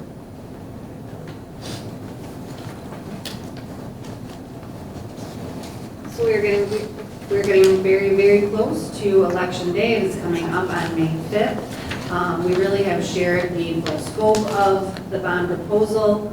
So just a couple of additional reminders, just answering a couple of questions that we have had come up over the last couple of weeks. So again, you are able to use this QR code, which takes you directly to our site on the school website where all of the bond information is fully completed. We have video testimonial from staff regarding the different changes that are being proposed, as well as, again, all of the detailed scope of the bond and what it could be used for. We did have our treasurer help us out with this piece, and taking a close look, this is a question that we've gotten quite a few times, in that, how much is this really? So when we talk about no increase, we know that the millage is set to go down by 1.7 mils in July. And again, as we've said many times, our ask is that rather than taking that reduction, you continue paying what you've been paying. And so to see what that looks like, what would this look like after July? So for example, if a homeowner had a $250,000 home, that would be a total of $212.50 over the course of a year. So that's the difference on that home, up to a little more expensive home, $400,000 home, it would be a total of $340 in a year. Looking at that broken down more, thinking about it as $4 to $7 a week, less than you could get a meal at McDonald's. So when you really break it down, while we understand everyone's financial situation is personal, and that's why everyone is able to vote, but we wanted this to be something that was very clear. When you're thinking about big numbers, you're thinking about a $51.8 million bond, but for that individual, $4, $5, $6 a week is the reality of what that 1.7 mils actually equates to. So again, we just wanted to make sure that was clear and shared. So we just put this together. Again, thanks Danielle for putting those numbers together for us, and we will add that to the website as well if anyone needs to refer back to this particular chart. Again, I'm not going to go back through the entire scope of the proposal that we've heard about several times. Again, it's available in numerous places across the district, across multiple platforms. We are talking about improvements and additions to our buildings. These funds can only be used for those types of additions and improvements. It's not something that we can change our mind on and say, oh, well, we were 31 AA got taken away. We're going to use this money to cover those staff members. It's not something where we can make adjustments like that as we may choose to do so. It has to be used for the purposes set forward in that proposal. Again, in full and complete detail is available on the website. As you can imagine, there are a vast number of line items in that website. It takes you from everything from the foundations of those buildings all the way down to putting the chairs in the classroom, the security cameras, the doors, everything that we would need to purchase is very, very clearly broken down line item by line item, and that is what we are bound to. To be on the safe side, say we end up getting things at a cheaper rate, for instance, we do have kind of a secondary, if we were able to get to this list. So again, we are still bound by the terms of the proposal. We do not get to make something up and add something to that at a later date. So again, if there's any confusion about what exactly these bond dollars would be able to be used for, that great list is there. Again, and we heard it several times tonight, this is really important to our students. It is essential for our students that they have space to come to school every day and to learn and have a space for that learning and for all the facets that come along with it. It is, this particular piece is not about the politics or personalities or dynamics of this board. This is about the students in the community of Richmond. And there, again, we heard it also tonight, disagreements, people have different viewpoints. Our students and our young people should not be victims of that disagreement that might be going on. So I think it's really important that we keep the students at the center of what we're asking for and creating safe, functional, and adequate space for our students. So I will, again, just leave that up there for a few moments as we move on. In case anyone does want to utilize the QR code, it will get you right where you need to be for all of that additional information. Thank you. I have a quick question. I did see today on Facebook, we had I believe it was a teacher, quote about what. Yeah, I think this is the second or third time they've done I was it. just curious. I guess I would like to see more of them. Yep, they have a whole little list there. I think they're set to come out weekly. Okay, good. Yeah. they Okay, kind of so go that out we're there. seeing more of them, I'd like to see. Yeah, Okay, they have good. it. I think it's on the website. Okay, perfect. Yeah. Thank you. Any other comments or questions for Billy? Okay, next item on our agenda is our Blue Devil Raves. Okay, starting with Sarah. Nothing tonight, thank you. Okay, Margaret? Yes, I have two things. My husband and I were able to get down to the Anton Art Center on Friday and look at our students' work that has been on display for about a month, I think it is. We had 21 students that were represented, and I just want to rave about Reen Shannon, the art teacher at the high school. She is doing tremendous work. The artwork was unbelievable, not just our students, but the whole county's work was just really, really good. And I just want to do a few shout outs. Julie Methvin, second place for her pen and ink. Leah DeMambro, who was our power lifter. She had a third place in the watercolor, but she had this really cool paper mache thing. It was called Italian something, but it looked like a cannoli on a plate. It was all paper mache. It was so cool. And I took pictures, so when I get back together, I'll send you guys so you see them. Carly Tomlinson had a second place with her Cyanotopes Italy creation. Jack Shegna did a self-portrait that was really, really cool. It was different, like a drawing with a picture kind of combination, very cool. Ariana Kiro had 2 third places, and they were prints of dog that were neat. McKenna Toy, hers just got me. It was photography, and it was an eye. Just surrounded, it was just like the person's eye. It was just so cool. Again, I'll send it to you guys. It was just very cool. We got to learn, I asked Mrs. Shannon today what scratch art is. I learned that. A lot of our students work with scratch art, which is very cool. And it is exactly what you think it is, scratching away at the picture, but it's phenomenal work. And just my shout out to Frankie Collins, he's my favorite artist in the district, and he had worked there. And then I just want to rave real quick for Miss Morella and Mr. Knight and their middle school staff. Last week they put together a really awesome program for our parents. Part of the evening was called Parent Empowerment, and they were going to have the parents come in, show them different things. The social worker was there, the counselor was there, and they were also going to take them around the building so they could see things that need to be fixed and all of that. Just a really good presentation ready for parent empowerment. And then the second half was cyberbullying symposium, if you will. For this year, the middle school students have been going to these assemblies, learning about cyberbullying and learning about, you know, when they're playing their games and people that can be talking to them that should be talking to them. Very, very scary information that was shared.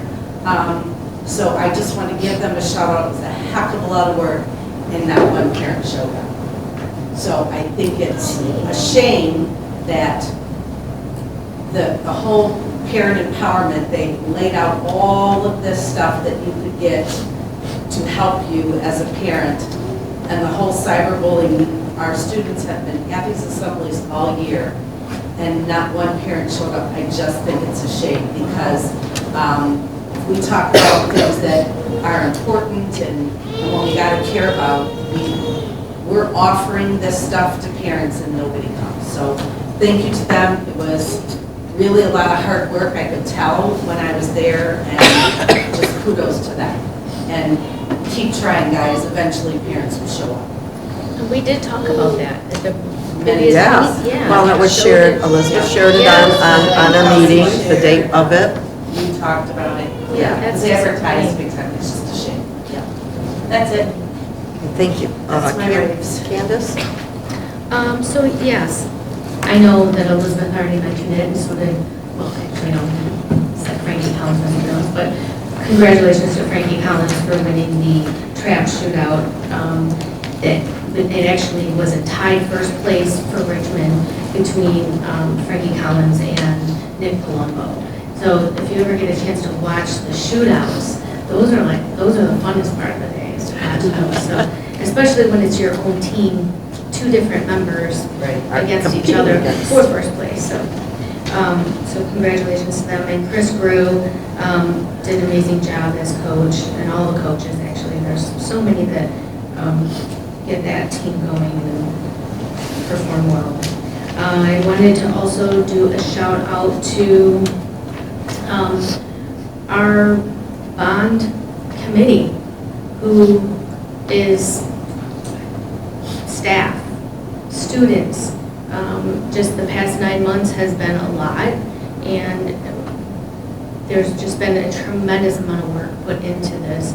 Cynthia, Brian, I mean all of us, Billy, it's been a lot, and I'm just grateful that we've got 2 weeks left because 9 months it's been going on. So I hope all our hard work pay off, because it's all for the children, it's all for beyond our time here. So I just say some prayers for that. And just a last thank you again to our outstanding teachers of the year. who were awarded tonight. It's amazing, amazing stuff what we have here. Thank you.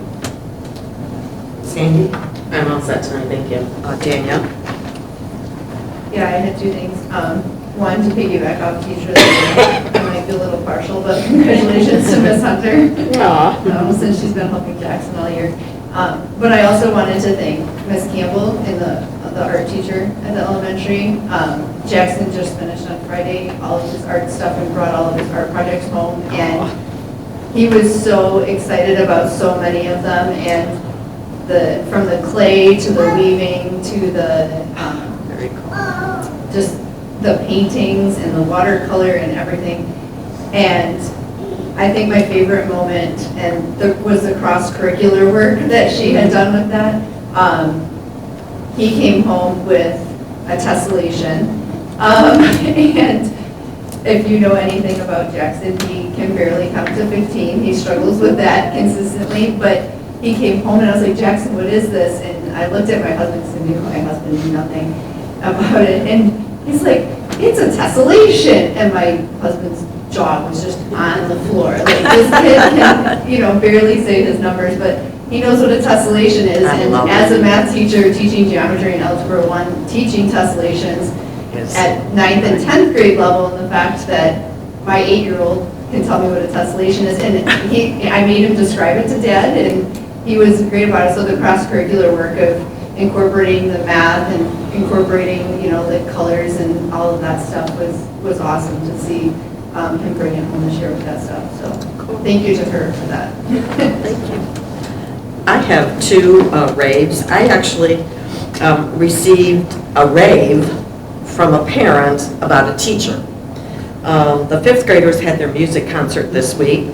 And her comments were that all the students were engaged, they did well, awesome classroom management, they listened to her. Think of 5th graders playing ukuleles. I believe that's Mrs. Smith. She stated she created a fun environment that the students enjoyed being part of. So I just want to kudos to her. And then my second one goes out to the English department. I wish the middle school was here. I had the opportunity to work with a middle school student on an essay, and they used a Venn diagram. Okay, anybody know what that is? And at a 7th grade level, we were teaching that at the high school. Anyway, she had her main topic in the middle and shoot everything off, and that's what we worked on, was to give ideas, and then she went back and wrote her essay. So I just want to shout out that I saw a skill utilized by a student from our middle school outside of the classroom. I think it's pretty amazing. And you can say that it was your granddaughter. I can say it was my granddaughter. I was helping her write her NJHS essay. And I wasn't writing it. We were doing the Venn diagram. And she had already started it. So when she was looking for some more thoughts to add to it, I was shocked. I'm serious. I was very impressed. So kudos to our middle school English teachers for teaching it. It's a very good, if anybody knows anything about teaching, it's a very good method. Okay. What? Agreed with you all the time. I know. I'm just thinking, okay, here she is. She's using it. She's going to use that all the way into high school. Am I correct? And college. And college. Good job. They like the organization. Did you hear what she said? What? 3rd graders, they use like the organization charts. In her class. Yeah. And they're using them? They're using Yeah, like this? opinion papers, they're doing the lighthouse research one right now. I love it. What I like most of all, and as an educator, is that we're providing kids skills that they can use cross-curricular. And that's what's amazing. And that's the best thing we could be doing. Okay. Elizabeth just wants to add something. Okay, go I Elizabeth. just wanted to say it's Miss Brad with the support specs. Is that who does it? Yeah, Miss Brad, she's very. Okay, because I want to send her a personal. She doesn't want to say what's happening. Yeah. Make sure we know it's Mr. Okay, cool. Sounds good. Thank you. Okay, next item on our agenda is our interim superintendent and legislative update. I'm going to start with our district updates just because we ended up getting a lot of the legislative updates were related to the bond and items that we talked about through Sandy's presentation, so that part will be very brief with what's left over. We did unfortunately have a staff member pass away between our last meeting and today. We had one of our bus drivers, David Kemp, passed away March 25th following a long battle with cancer. Dave was eventually to rest in North Carolina, where he spent a good number of years living. In addition to his service for us here in Richmond Community Schools as a bus driver, he also worked seasonally as a truck driver for Michigan Asphalt Company, and that was also a really meaningful role for him. So prior to his memorial service that was held in Michigan, about a week after his death, the family reached out to Miss Mitchell Ogden and let them know that the asphalt company was planning to have one of their trucks on site at the memorial service in honor of him. And so we also had a bus there in honor of him as well, so that they were kind of there as folks came into the service, just to his two kind of loves and passion that he had in this later part of his life. So we were honored to fulfill that request for him and his family. And thank Dave very much for his service and dedication through the time he was with our district. In a little happier, but also sad for us news, we've had 2 retirements announced so far. Dr. Mark Ladd at the high school, one of our social studies teacher, and Mr. Matt Clendenin, middle school 5th grade teacher, have announced that at the end of this school year will be their last in the district. So we wish them well, and certainly their commitment to the students for many years collectively will be missed, and they will absolutely have a lasting impact. Just the stories that I've heard, that of course I won't have limited time to work with either of them, but as you know, as the news of their retirements come out, a lot of colleagues and students sharing great stories, and so that's really nice to hear, and we wish them well. Is he retiring? Yes, both Dr. Ladd and Mr. retiring. Clendenin are retiring. That is correct. Was that in the personnel report? No, Not yet. No, it'll be toward to the end of the year, but I just wanted to let you know as we'll hear more and more about it from them. So again, moving into the legislative update, again, we talked about no House or Senate budget yet. To give a little bit more information about the letters training that I was mentioning, that's right now kind of I would say one of the more hot topics, it kind of ebbs and flows at the state level, so that's House Bill 5697. So if that were to pass, it would require by the 2031-32 school year that all K-5 teachers would have to have that letters training. So again, that's Lexia, the company Lexia Science of Reading Training. As of right now, that cost for just the training and materials per teacher is $1,649. That alone would cost the state about $72.6 million to have all the teachers trained in that amount of time.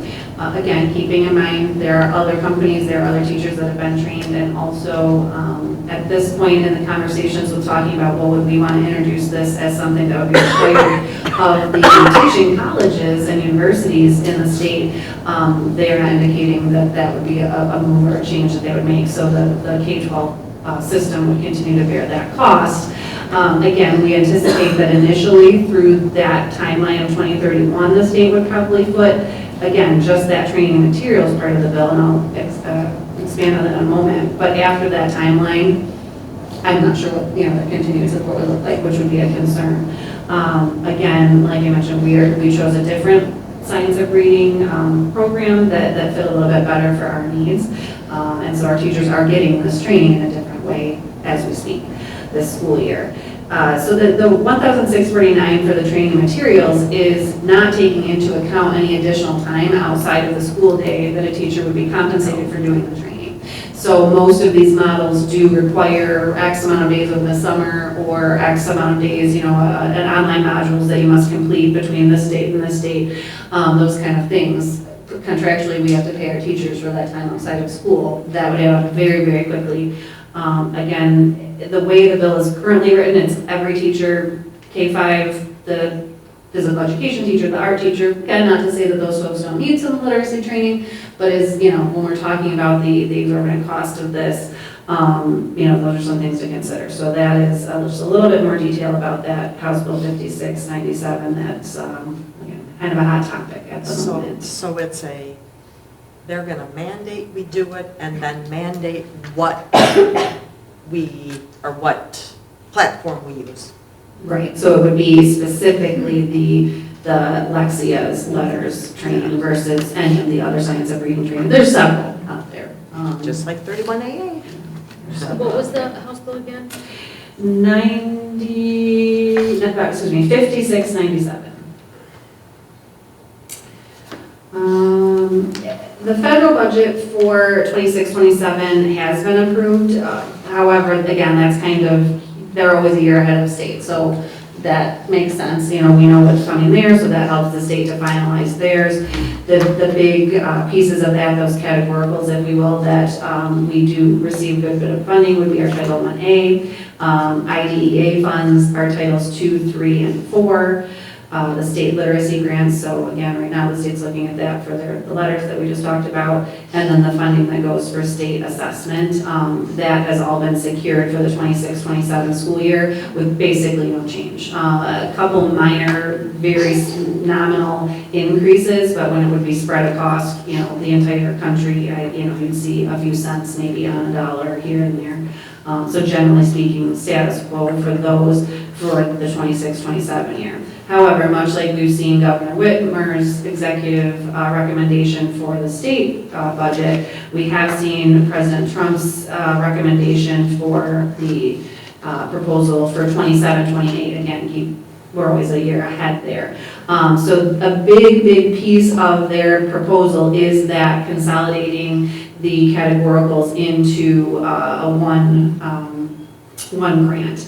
They actually have a name for it. I don't know, I guess.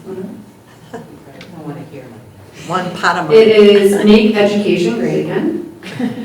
And it is a block grant that would consolidate 17 of the existing programs. So again, the ones that I read off just a moment ago are the ones that we as Richmond would get the most funded, and that's where we'd see an impact. All of those would be part of this lump sum.